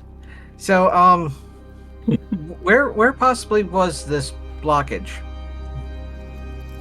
Oh, If you can, one of the hints for the map. he'll get back to that, but he'll say he goes the abbot suggested I work for Lord Strahd, and he said if I spent 10 years in his service, then he will relinquish the information of how to restore our bodies and give us true perfection. So that's what I plan to do. But it's been about 4 years. No, okay, more like weeks. Okay, I still have a ways to go. What if he decides to kill you in the 9th month of the 9th year? Well, why would he do that? He made a promise. He's got a point there. Vogelsuch has no concept of contract law, so he will not press the legalese of this. Listen, he made the curse in the first place. He can lift it. That's what he told me anyway. And could he not just cast it again? After 10 years. 10 years of faithful service, and which I risk every moment I'm talking to you, so... Gets back to the spoon. Good job, but really quickly, have you seen a wolf man around here by any chance? Somebody else that may have been brought in? Because I ain't seen no wolf man around here. What about a? He may not have been in his wolf form, but If I he guess was if he was a prisoner, then he would be in the dungeon, and I don't go down there. okay, that's perfect. And about that blockage, there was a stairway that lead down to the cathedral, but they erected a wall not too long ago. It's the only way I know down there.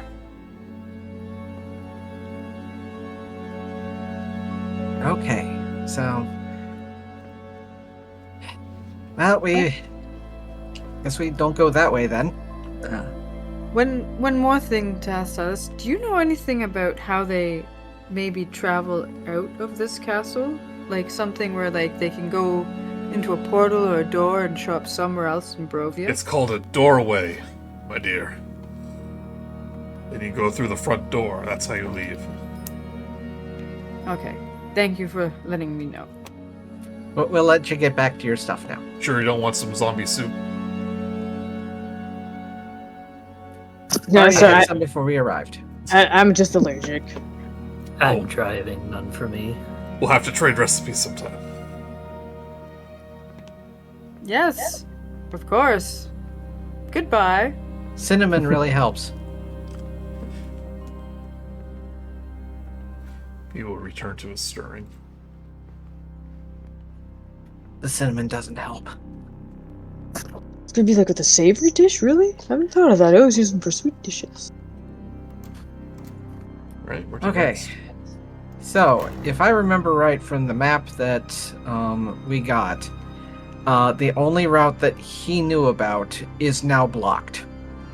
So, but there's got to be some other pathway to get down there, because that's where he sleeps and where, like, prisoners are stuck. So, unless they're intending to starve them to death, somebody has to be able to get down there somehow.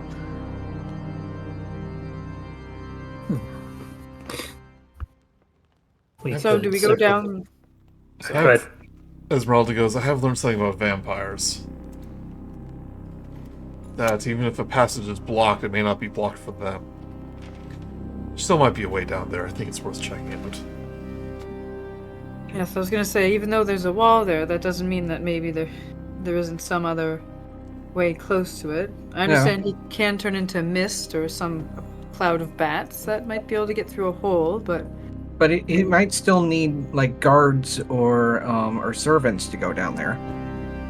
And how would he get the prisoner down there in the first place? I guess we'll go find out. But I do believe that's a priority right now, is making sure we can find this husband. For your sake, Theo. Yep, but it seems like everything else that we're looking for is most likely down there. We don't have any hints about the statue or the stick, but if he wants to keep them safe and not display them like the skull, then that's where he's probably keeping them. Irina does go, I know finding the reliquary, or the statue, and the prisoner is of most importance, but I do have a friend that is prisoner here. Gertruda. Yes. I don't think she's in the dungeon.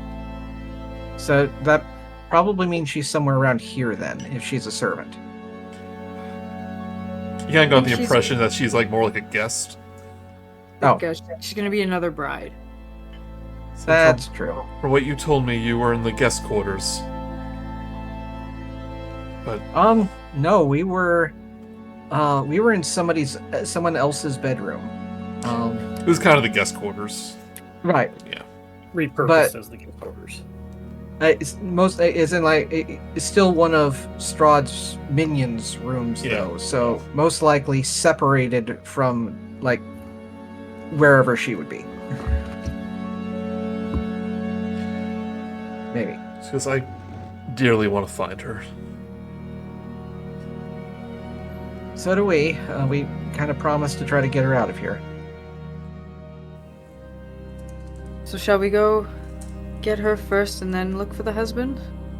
Because then the rest, if we can finish everything at the other floors, and then we just have to go down. But I do know that puts you at risk, Vio, because if we don't find him, you're not going to be doing so hot. Right. But we'll just hope for the best. So should we go up first? You know you have or- about 12 hours Yeah, till dawn. we got time to get lost a few times. You have time for one long rest if you find a safe spot. I'm just imagining it like a Where in the World is Carmen Sandiego game where every time we go up the stairs, 3 hours go past. Alright, so you're gonna head upstairs? Like, through here? I was thinking about that because the only thing that's in the other direction is more servants' quarters upstairs. If it's anything like the dream sequence,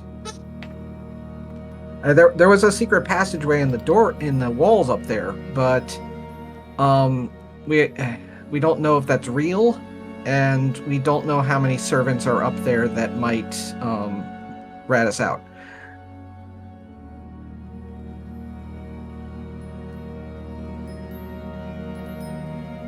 Alright, so you're heading here first?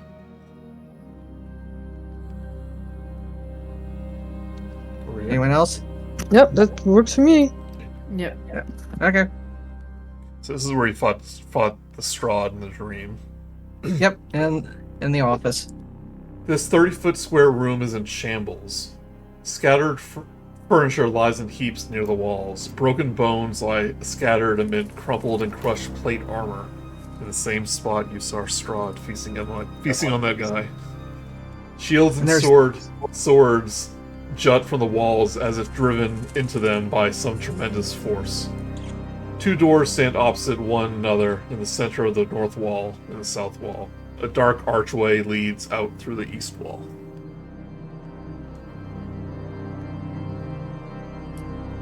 He hasn't cleaned in here in quite a while. Cyrus goes, I'm getting to it!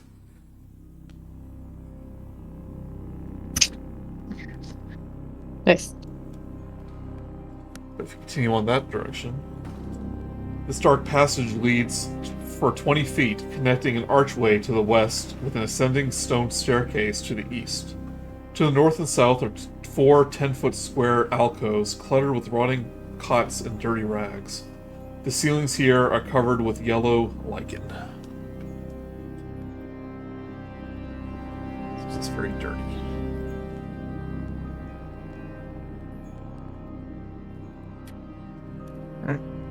Up the stairs. Yeah, if we go. Ooh. Do.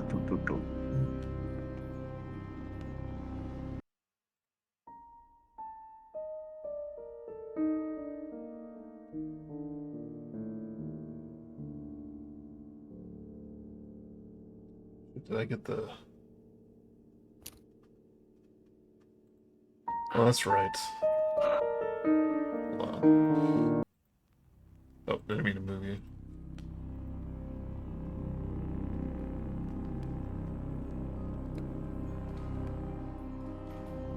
Okay, yeah, that does lead you upstairs, but doesn't lead you to the, leads you... That leads us to that circular room. Yeah. If you know going up will lead you to the heart. You can see it kind of glowing from up there. Let's not do that again.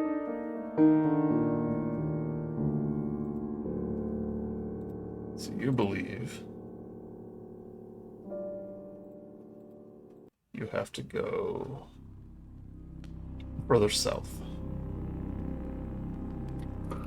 Okay. Well,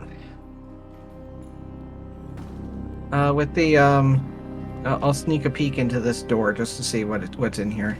Okay.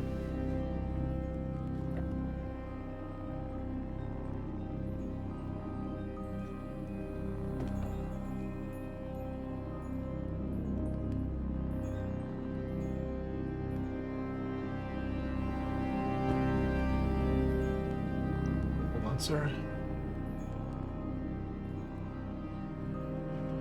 As you approach the door, it opens on its own. Minerva's gonna freeze in her tracks when that happens. Do I see any teeth?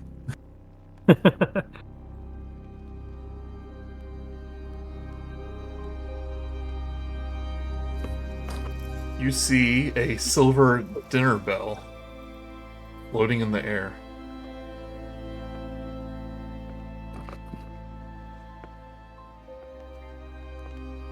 Oh, that looks like a trap.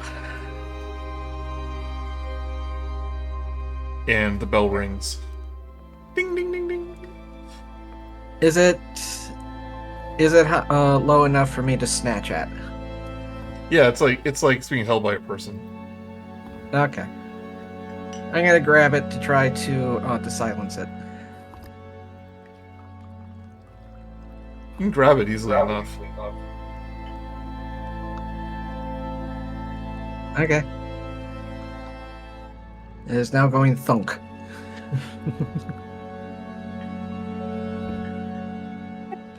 Minerva's gonna keep an ear or eye out. Like, has anything started moving after hearing the bell ring?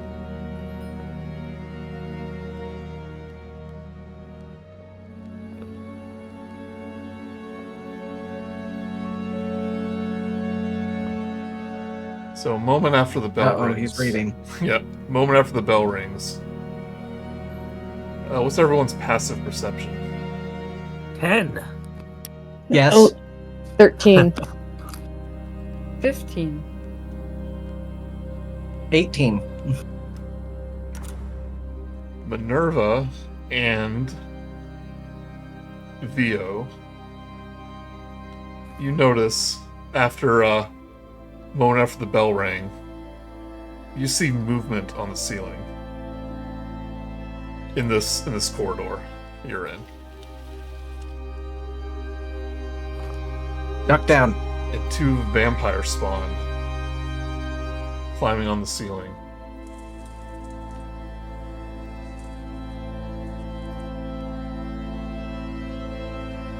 As they jump in front of you and surprise everyone except for Vio and Minerva. They give a and just roll for initiative. Wow. Oh, look at these. And everyone's like, what the heck?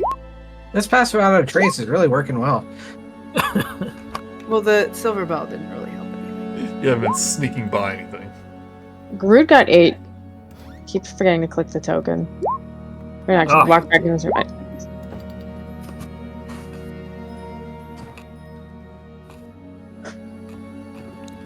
Oh, that's rough.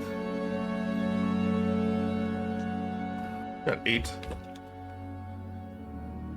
Eight Minerva. for Grude. Minerva is 27. It was at 20. Natural 20 for 27.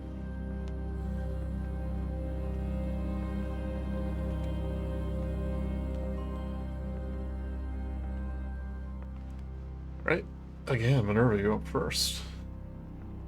Well, I didn't do anything to my cannon, so that is already set up. Yep. So I am going to shoot for Firebolt first. The one at the north end of the screen, closest to the door. Okay. And so I'm going to go with my Firebolt. For 22 to hit. That hits. Alright, and so I'm going to there, and I'm going to roll my d6. Oh, I'm 11. sorry. Okay, you rolled pretty low. You're supposed to roll at disadvantage, but that's pretty low, so it's fine. All right. Yeah, I got 2 1s on both of those. All right, 10 fire damage. Plus my d6, which got a 1, so a total of 11. Okay. Alright. And then, so is the cannon also at a disadvantage? You weren't at it. You weren't. That was for initiative. Surprise. Sorry. Okay, yeah. Grude and Vogel, since they were surprised, they get disadvantage, but they rolled pretty low, so. At the bottom, yeah. Yep. Yeah. By the I got way, one these things look Emaciated. Emaciated. Let's say emancipated. Well, they're probably free, that too. free, and then we just cut them down. Yeah. No, we finally freed the Lord. Ah. And then Esmeralda My- isn't on the list, by the way. Oh yeah, I forgot to roll that. No use to running allies.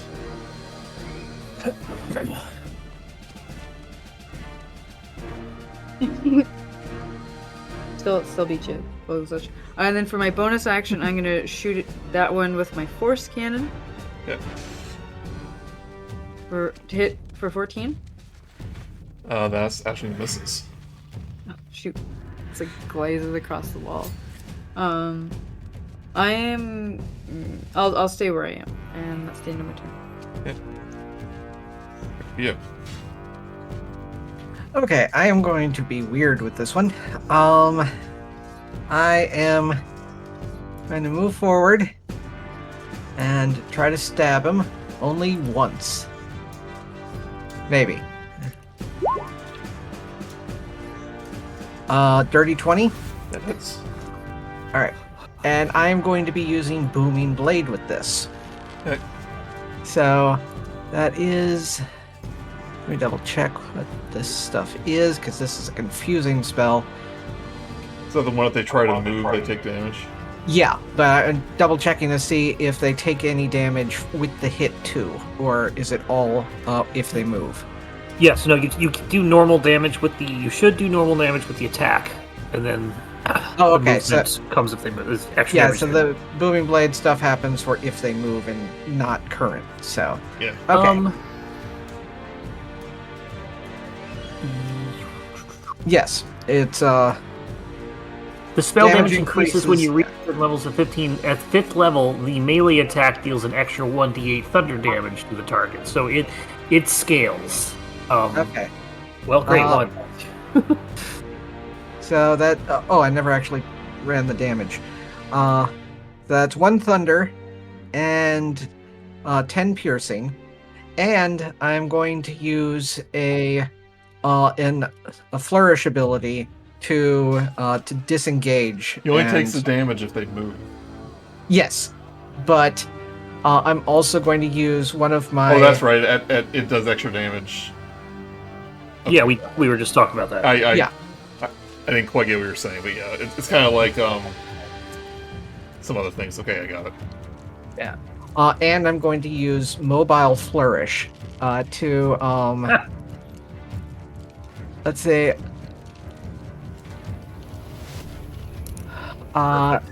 push the I push the target 5 feet back, and I can then just move.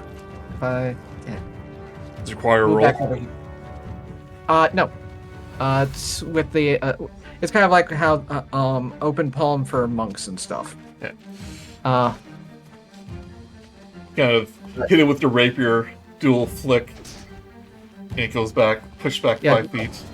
yeah. It does not trigger the booming blade because it has to be movement of their own initiative. Yeah. So, but I'm now out of melee range of him, so he gets to have to move if he wants to come after me. Yeah. By the way, the art is the vampire spawns are female, but they can be a male or female. Very inclusive of you. Very inclusive. Well, they're gonna be dead soon, so it doesn't Yep. matter. This one. Rush towards Minerva. Gonna reach out with claws.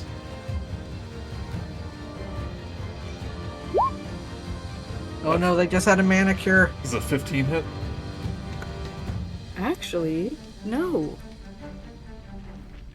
Oh. 16 to hit. How about a 9 will miss? It starts like clawing at you, but you're able to. Your armor kind of deflects the blows. And it's like. It's like dragging across. But my it's like scale armor. trying. You notice it's not trying to damage you. It's trying to like grab you. Oh, so it's Edward Scissoring. Yeah. What? Edward Scissorhand. There's a scene in the movie where he's basically trying to help someone up, but all of his hands are scissors. Oh, okay. And so he's just basically slashing them to pieces. But yeah, I feel like it's trying to just grab me to eat me type of thing. Irina's going to give a help action to attack. Oh, do you want to control Irina, Mark? Yeah, might as well. Okay. I'll do this round since you're more prepared. He's going to give a help action to this vampire spawn, attack this vampire spawn, and then attack the one by Minerva. Right here. 16 will hit.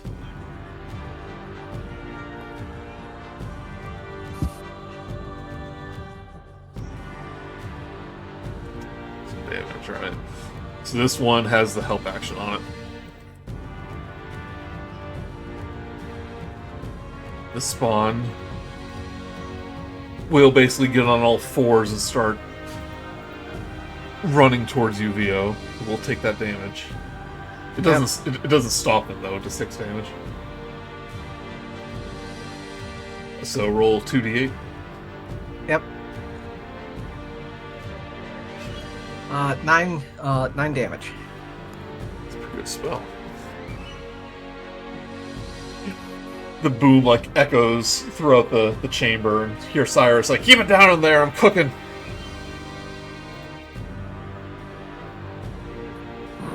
Luckily, it's not. It is not a loud noise. I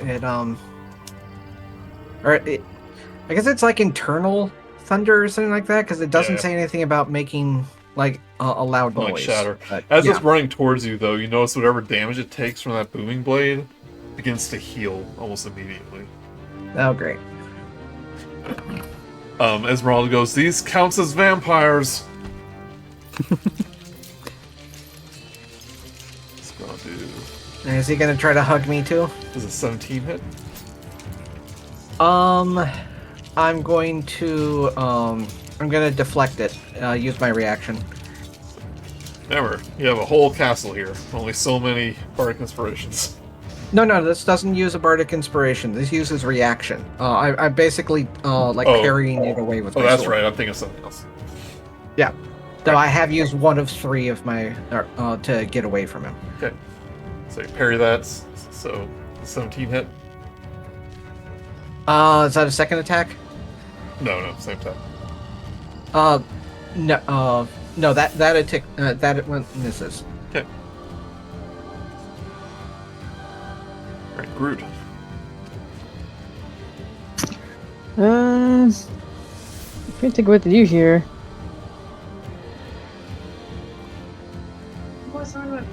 I guess I'm gonna. I don't know. I guess. Hey, this one. Wait, can't you do radiant damage? I can, but it cost me a spell slot. So that's the thing where I was like, I don't really know. What kind of... What lets you do the radiant? Is it an I area have of Guiding effect? Bolt and Moonbeam. Okay. Yeah, we want to definitely... I'd keep that. Spawns aren't Yeah. pushovers. These are powerful creatures. Might want to throw a moonbeam down. You can move around and stuff. We'll lose Pass Without a Trace, but right now I don't. I think we have Oh, more pressing yeah. matters. Yeah. Because I think it's actually so. It's like cheaper for me if I did a Guiding Bolt. So that's level 1. Okay. Moonbeam lasts a bit, and we only got 2 of these, so yeah, maybe do a guiding bolt because those things hit hard. You say that now. If it hits. If it hits, okay. But one of them has advantage right now. Yeah, this is the one that Minerva. Irina had the help action against. Yes. Okay. So I am going to do my Guiding Bolt.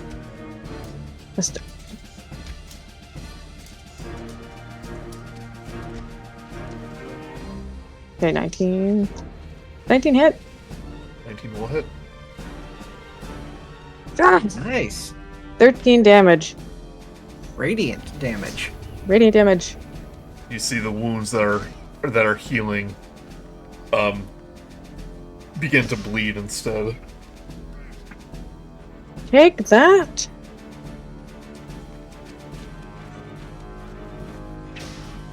Alright, anything else?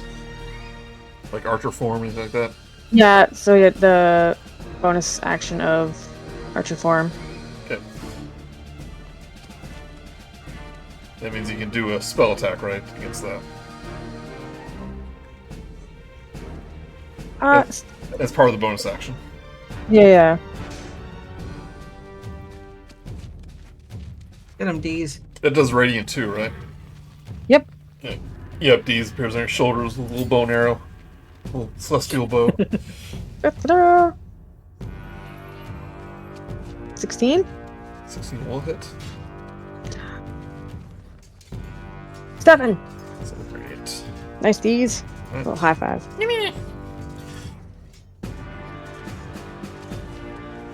Esmeralda will slap you on your back as she runs by, saying, "See, you're learning.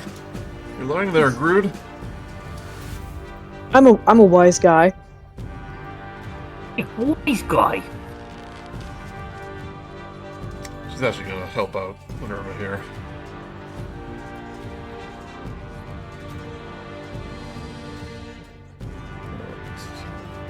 Right. 1, 2, and hand axe. Hits with, you know what, she will go to this one since you know it can't heal.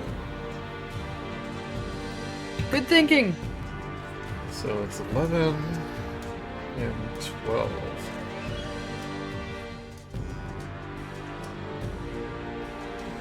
Right, Vogel. It's looking hurt. Yeah, so I'll get a...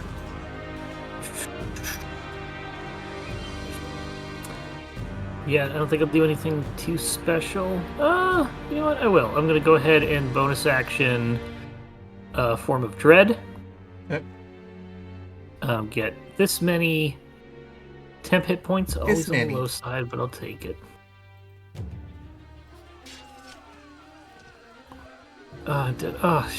Freaking hell, the thing... Okay, no, it almost froze. I'm wondering if it's a mix of, yeah...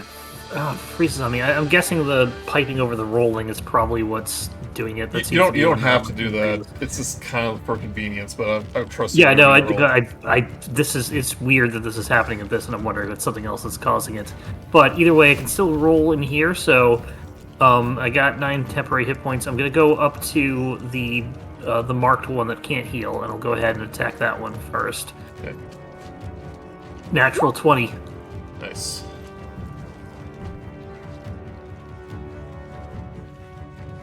Just freaking JavaScript. Ugh, I can't even see what I rolled. 20. I mean for damage. 20. Oh, okay. Yeah. Yeah, and it has to, and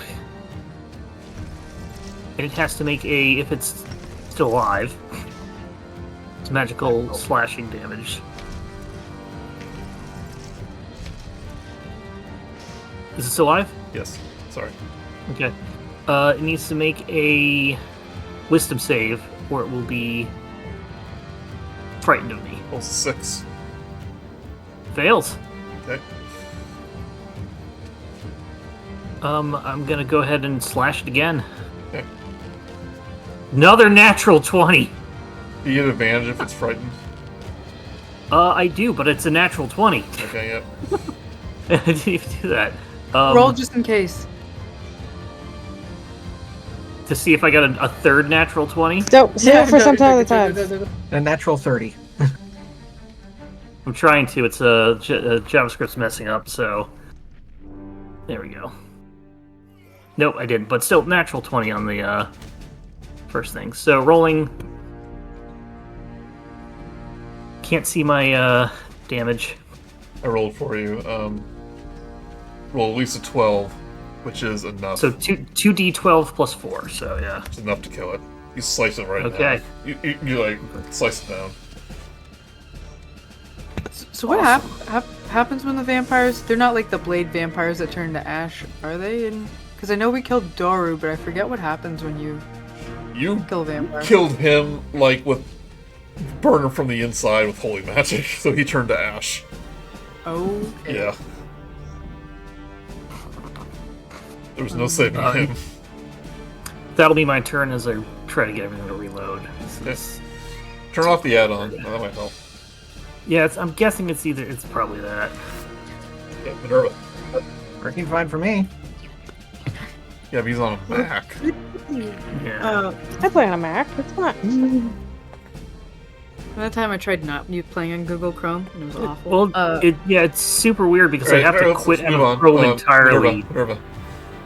Yeah, it's like in front of I'm like, get away, and so I'm just gonna shoot it just with a firebolt. Okay. I understand it's still able to heal because it hasn't been hit radiant 10 to hit. Don't miss. It's just so close, I just shoot beside its head. Oh god, and then I'm gonna use my cannon. Get away, because I think it does push it back. It can push it back 5 feet. Yeah, so then I would love to push it back 5 feet.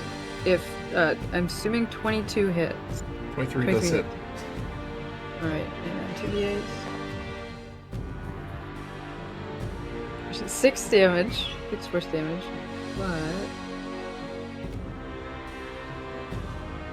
Plus range attack from 20 feet. Yeah, pushed up to 5 feet. So if I could also push it back 5 feet, just so it give me a little bit of breathing room. Yeah, I think we've been forgetting about that. It's pretty good. Yeah. Well, I usually I've had it to flamethrower for a really long time.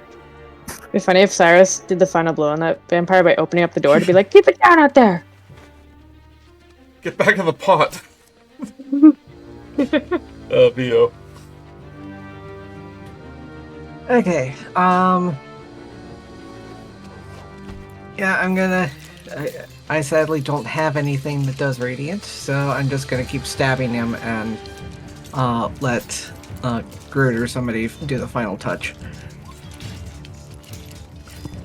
18, and I'm guessing the 12 misses. 18 hits. Alright, 10 piercing. Alright. And that'll be it. You pull out your rapier, and the wound you made immediately heals up. Great. Should've just left it in.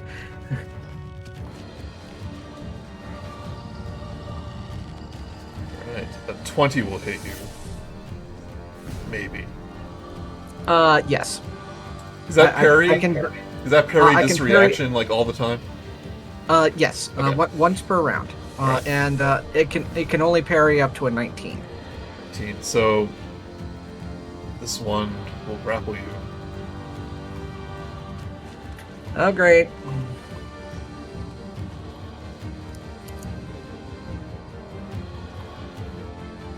And will start dragging you into this room.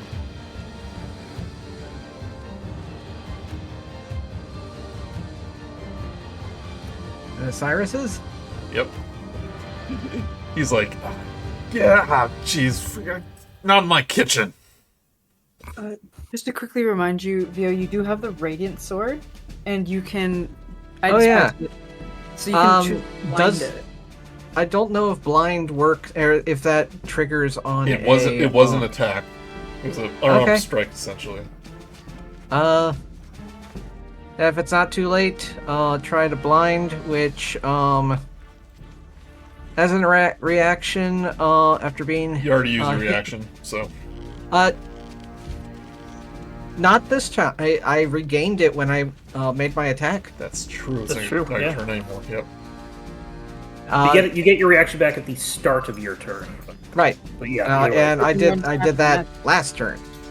Yeah. So, I can expend one charge and cause the attacker to be blinded until No, you use your reaction during the vampire's turn. So you don't have it. No, I didn't. Not this one. Yeah, you did. Oh. Did you choose, yeah, I did that on the other Did you one. choose not to because the 20 would hit you anyway? Correct. Okay, I misunderstood. Alright, so what I roll? Alright. Con? It's 14. Yeah, Constitution save. Natural 20. Okay, so never mind. It blinked just when you did it. Aha! Oh. You have 3 charges. No assistance, please. He's gonna use her other arm to close the door. She goes through. She wasn't raised in a barn. Yeah. Free item interaction. Yeah. Rena will open the door. Step in. Get the help action. And your next attack. Go. Stay away from him. You meanie. And well. Minerva, build her some power armor to say that in. Crossbow at 8 will miss though. Goes wide. Rude.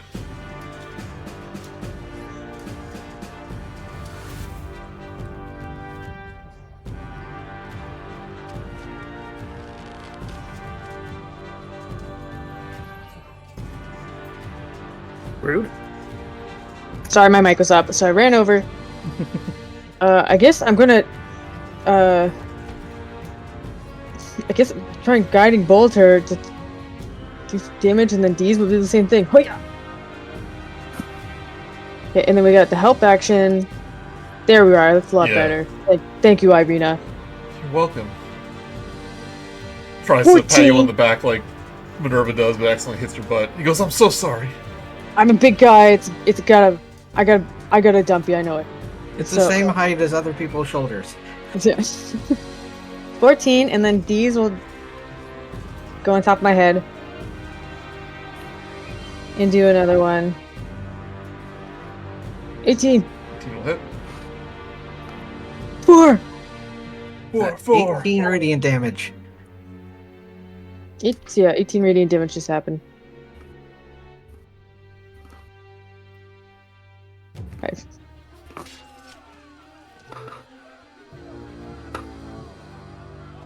Like to imagine that we like ran through, they were like scrambling, and there's a whole bunch of bright arrows just start shooting out. Every time someone comes in, Cyrus is like, "Oh, come on." I like that. The floor is probably so wet. Oh shit, over here. Yeah. 1. 6, 12, 14.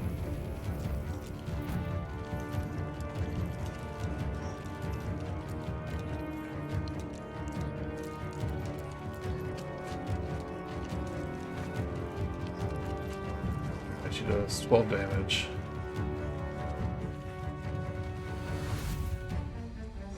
Oh, Okay, door's open, just gonna peek on in, and Eldritch Blast it. okay.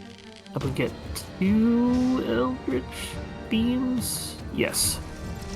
First one. 12. Second one. Oh, it was almost a nat 20. 8. Both those miss. Yeah. And I forgot. Oh, good. Nope. Let me see if I have bonus actions.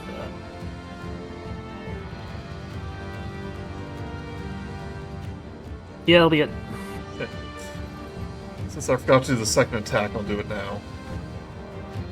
When as you're kind of plummeting it with blows in the grappled VO, it's gonna try to bite your neck VO. 11 will miss though. Right, Minerva. Well, I'm gonna go back into that room with everybody. We're here. How hard is? Oh, I need to bring my cannon. How hard is it to shoot the vampire without hitting VO right now? You can do it without problem. I did learn that almost everyone ignores cover rules when shooting through people, but since I've never done it before, I'm not going to start in the middle of a campaign, so... We're all just really good shots. Yeah. Or the people who are like doing stuff are just really polite and stand away from their. So Next game, though, I'm going to start doing it. Unless you want me to start, I can start if you want. No, this is good. Because I'm gonna go try for Firebolt, shoot it for 9. How far did you move your cannon? It only has a 15-foot speed. Oh my gosh. It was against the wall. I forgot how small it was.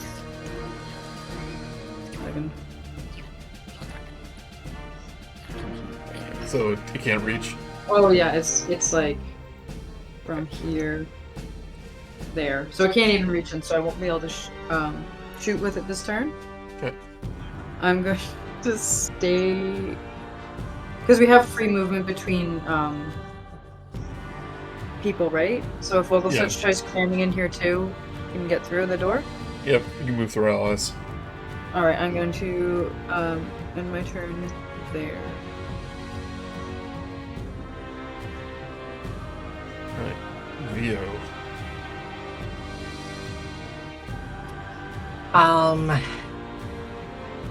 I'm just going to stab this guy to try to get him off me. I'm not going to attempt to struggle against vampire strength. Okay.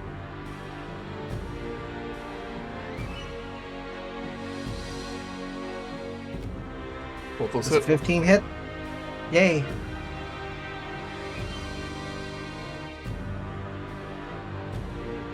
Uh, 21 piercing damage. It's looking Or hurt. wait, not 23. Sorry. What was that? So it's looking hurt. Get off me! As you stab it twice, he'll take his free hand, try to swipe you across your face. Let's see, have a bonus action. You have a bonus action? No. Okay. Claw attack. 12 on this. And it's going to try to bite you again. A 17. That one I'll deflect. Okay. So use my reaction for this round. Kind of do an elven dodge out of the way, almost like you're dancing. It leans in to bite me, but I hold up the rapier and he just bites that.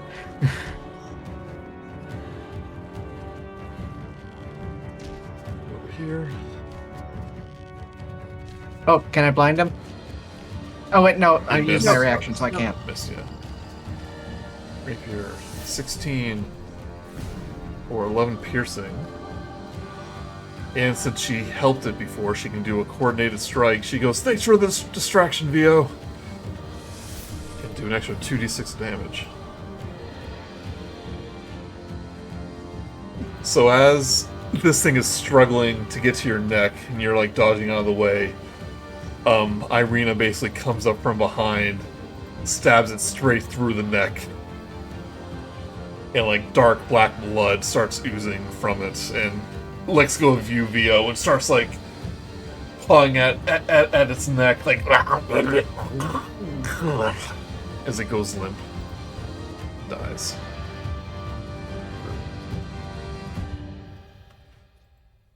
I did Way it. to go, Irina! Your first vampire kill.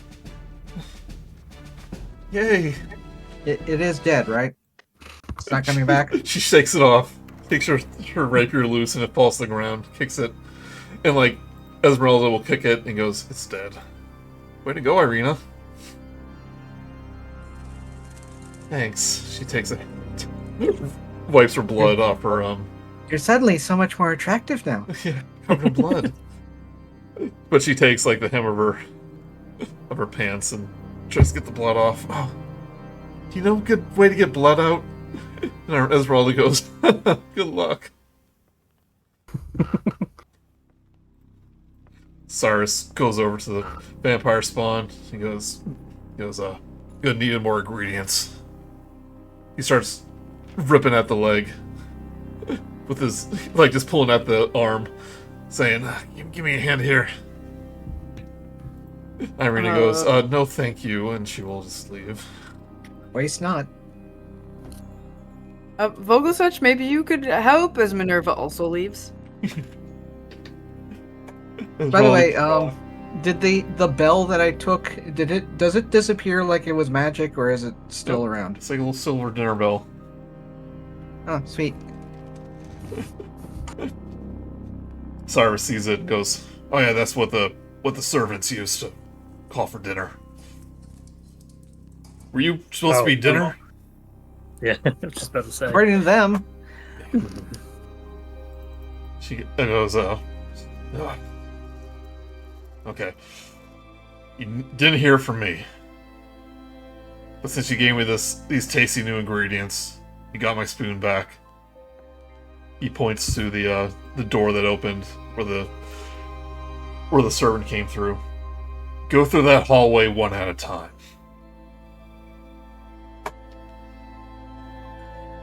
Okay.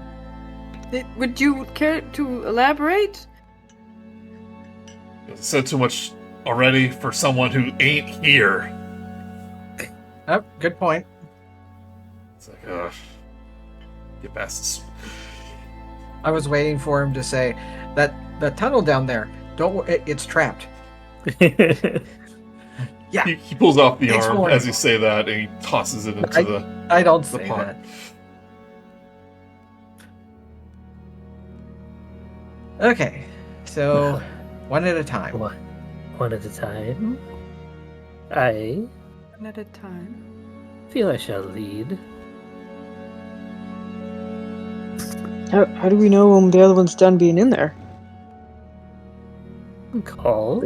Like 10 seconds? You can see the doorway leading up. Yeah, we can look down the hall. Okay. Are we heading down, correct? And does this go up or down? It goes up and down. We wanted to see the crypt, so I assume we're going down? Well, Irina wanted to find Gertruda. We're trying okay, to so get which way do we want to go?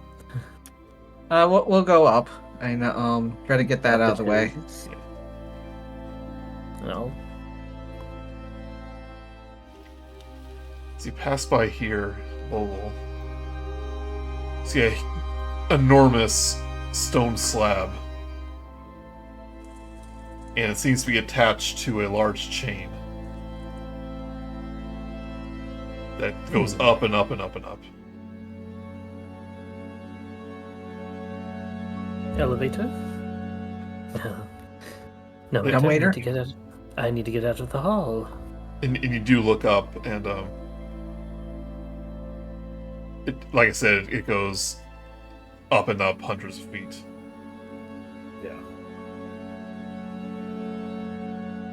And you can only see some of that.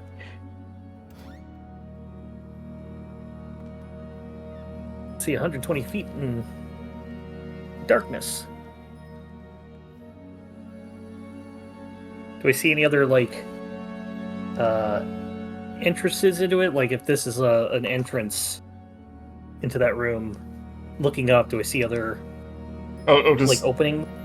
clarification. It's you see it where the weight is, not above you. Sorry, Yeah, it's hard to get a good. yeah. I look. don't know how far it goes. I don't know how far it goes up. It's pretty high. Okay, well then, just keep going. Then I get to the end of the hall. Is everyone follow? One at a time. One at a time. Grude. Wait, These first. okay, These and then first. what? These first, because otherwise Oh. you're two. Good thinking. Okay, just go to the scarecrow. He's Hop- cool, you know Hop that. off your shoulder. Scares across. Hops on Vogelsuch's shoulder. Cool.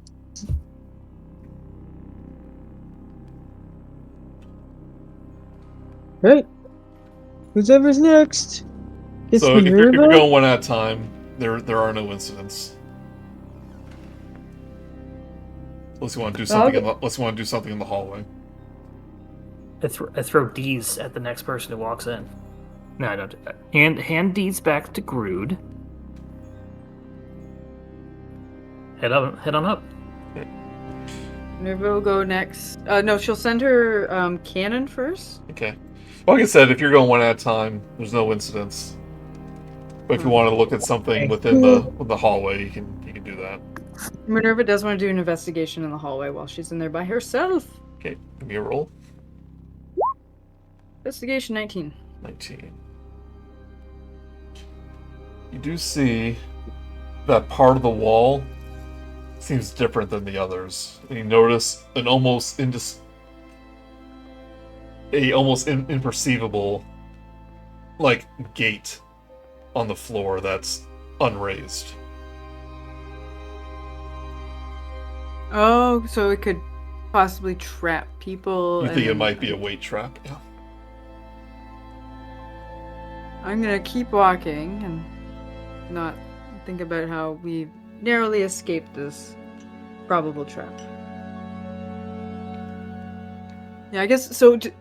For the change in the wall, is it kind of like the wall was a false wall, or like it would there would Give me a investigate or perception. Oh, investigation. Yeah. 19. 19 again. Since you're an engineering sort, you can deduce that this is an elevator, and it was a trap. Oh, okay. Probably. Oh, because of the weight. Would've If been there's too triggered, many yeah. of us. Oh, okay, cool. Oh, geez, I'm so glad we didn't hear anything from nobody.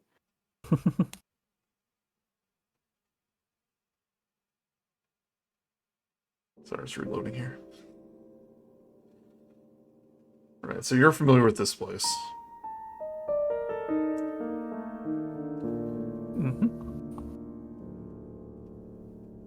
Does the stairwell keep going up, or Does keep on going up. Up to the next floor. Everyone. So I don't think anything we're looking for is possibly not in this area. You know, going up leads to your guest rooms. But as you enter this room, you hear... Oh, I think I had to write something.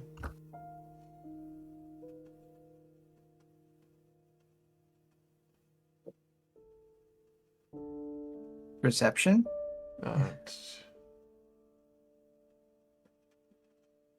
It's loading. He's loading. It's got to read the... Sorry, I had to read something from the book. I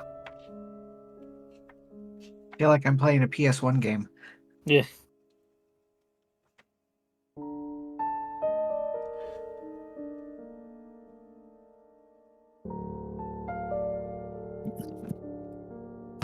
Cobwebs stretch through the columns that support the vaulted ceiling of a great dusty hall, dimly lit by sputtering torches and iron sconces. This is kind of talking about this room right here. Yeah. The torches cast odd shadows across the faces of 8 stone gargoyles squatting motionlessly on the rim of the dome ceiling. Cracked and faded ceiling frescoes are covered by decay. Double doors of bronze stand close to the east, which is what you're standing next to. To the north, a wide staircase climbs into the darkness. A lit hallway to the south contains another set of bronze doors through which you hear sad and majestic organ tones. So you hear music coming from that room. Up the stairwell? No, in the dining hall. Oh, okay. Where the organ is. Yeah. Well, best not to disturb the people staying here. Were those gargoyles there last time? They were, yeah. Okay, just making sure. You going up? I'd say so, yeah. Sure, yeah. As you linger for a moment, though, the organ music stops. And you hear a woman scream come from the dining hall. Like a woman angrily screaming, or a woman screaming that she's scared? A woman's terrified shriek rings out from the dining hall, and the organ music abruptly cuts short.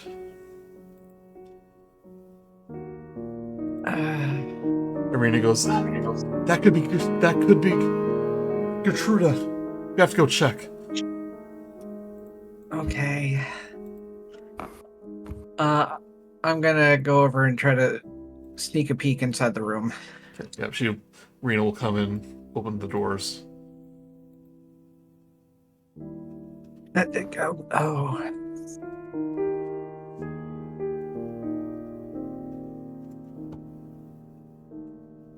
It turns out Strahd never left.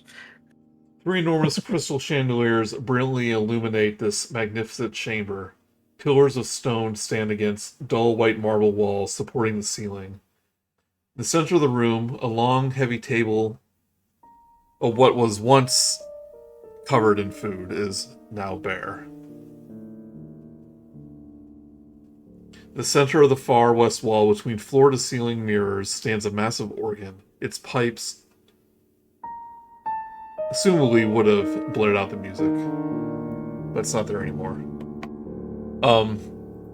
But you do see a woman lying across the table, a pool of blood pooling around her.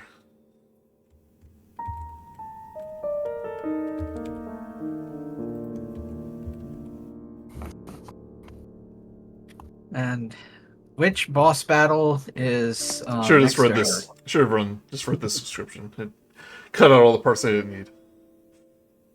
No worries. Yep. It's hard to both read the entire thing and edit it at the same time. Irina put her hands over her mouth. She goes, Gertruda?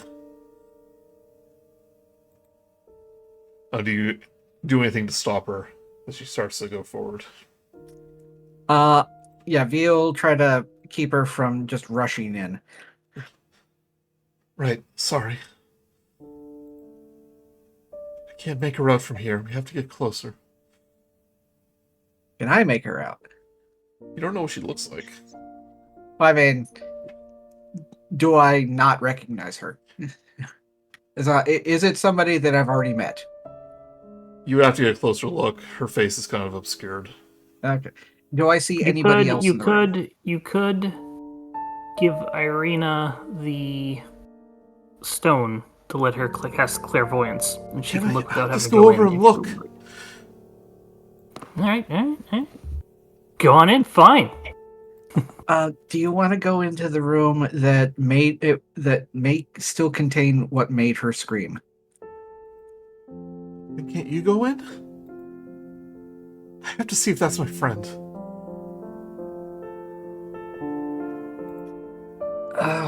Fine, but I do not like this. You can come with me. You will. I would have come in too if just you two going. As you approach the body, Irina will take out her rapier and try to kind of move. Well, she won't do that. She'll kind of lean down close, trying to get a glimpse of the head, of the face. She goes, But there is none. I don't recognize her. Do you think she's still alive?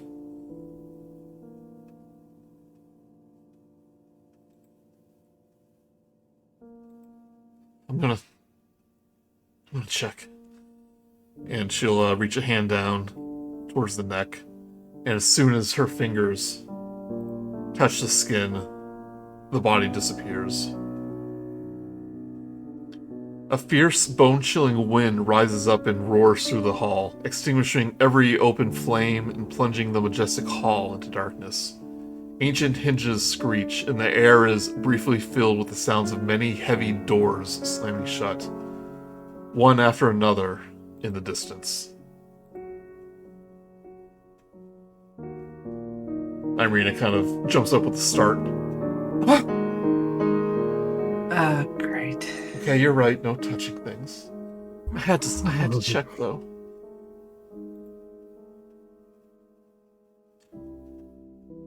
Let's get out of here before somebody comes and checks. Everyone outside the room, though, you're noticing that mist are starting to pour in, like a fog is beginning to roll out from the stairway above you. From the where we came, or from Over north? here, Okay. yeah. It's starting to pour into this room. We need to leave. And from Agreed. the mist. Oh. Yeah. Get ahead of yourself. You see a figure kind of kneel up from the bottom as if she was a part of it. You see... A part of your mist. You see Ludmilla appear. One of Oh, goody. Strahd's vampiric brides. The loser one. She goes, very clever. You troglodytes were able to make your way past the guards. Congratulations are in order, I suppose.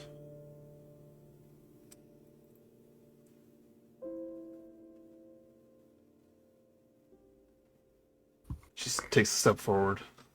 I'm waiting for our congratulations then. Feel free to tell us how You won't get good any we from are. me. I'm not very impressed.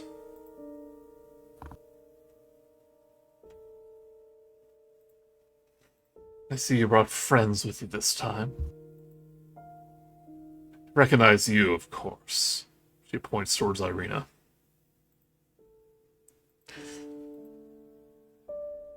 Don't know you.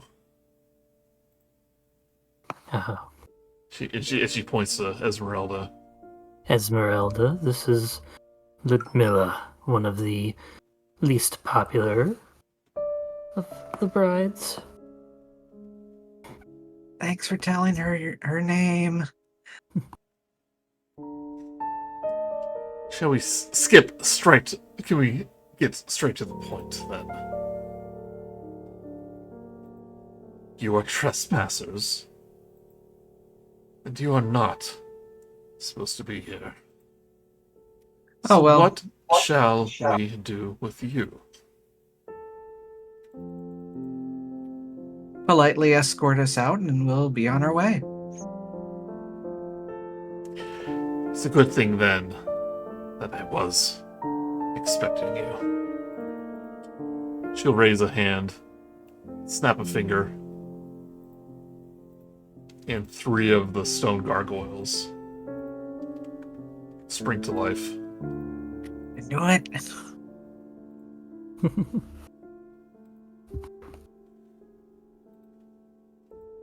I will not disappoint my lord again. Not But you're ever. so good at it. And that's what we're called for tonight. Yeah. I don't know, Ludmilla. Unless you Wait, want- how many levels? Unless you want to keep going. Is What- there a how- fourth? Is there a fourth gargoyle Nope. here? Nope. Okay, it's just the 3. One thing, just really quickly, does anyone remember what level we were when we fought her the first time? Were we 2 levels? Somewhere around 3. Oh, No, wow. that was the other one. You were like 4. No, Ludmilla was a while ago. She was the first one we met. No, that was the other one. Ludmilla was the druids. Oh, okay. So yeah, Yeah. that would be 4 then. But we never really fought her. She just flew around and did status effects at us and just annoyed us. Well, she made me run away like an idiot, so... Yeah, status effects. She never actually fought, really. Well, You want to keep going for maybe another half hour. I can do that. Well, We can wait. I mean, it's the start of a battle. We can, might be better just to contain it. Have it all in one Either way, we'll session. have to But the do our dogs suspense. right now. Yeah. you want the Yeah. cliffhanger ending? We'll take a little break Yeah. then, or yeah, cliffhanger ending. okay, Okay, Okay. so next time. next time. Yeah. Next Yeah. time, Gadget. Apologies for making it wait an extra week. 2 weeks.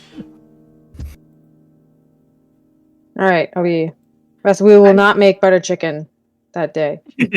That's okay. We still got our normal time. So good. Yeah. And we haven't completely ruined this yet, and we have one object. So I actually think we're doing better than usual.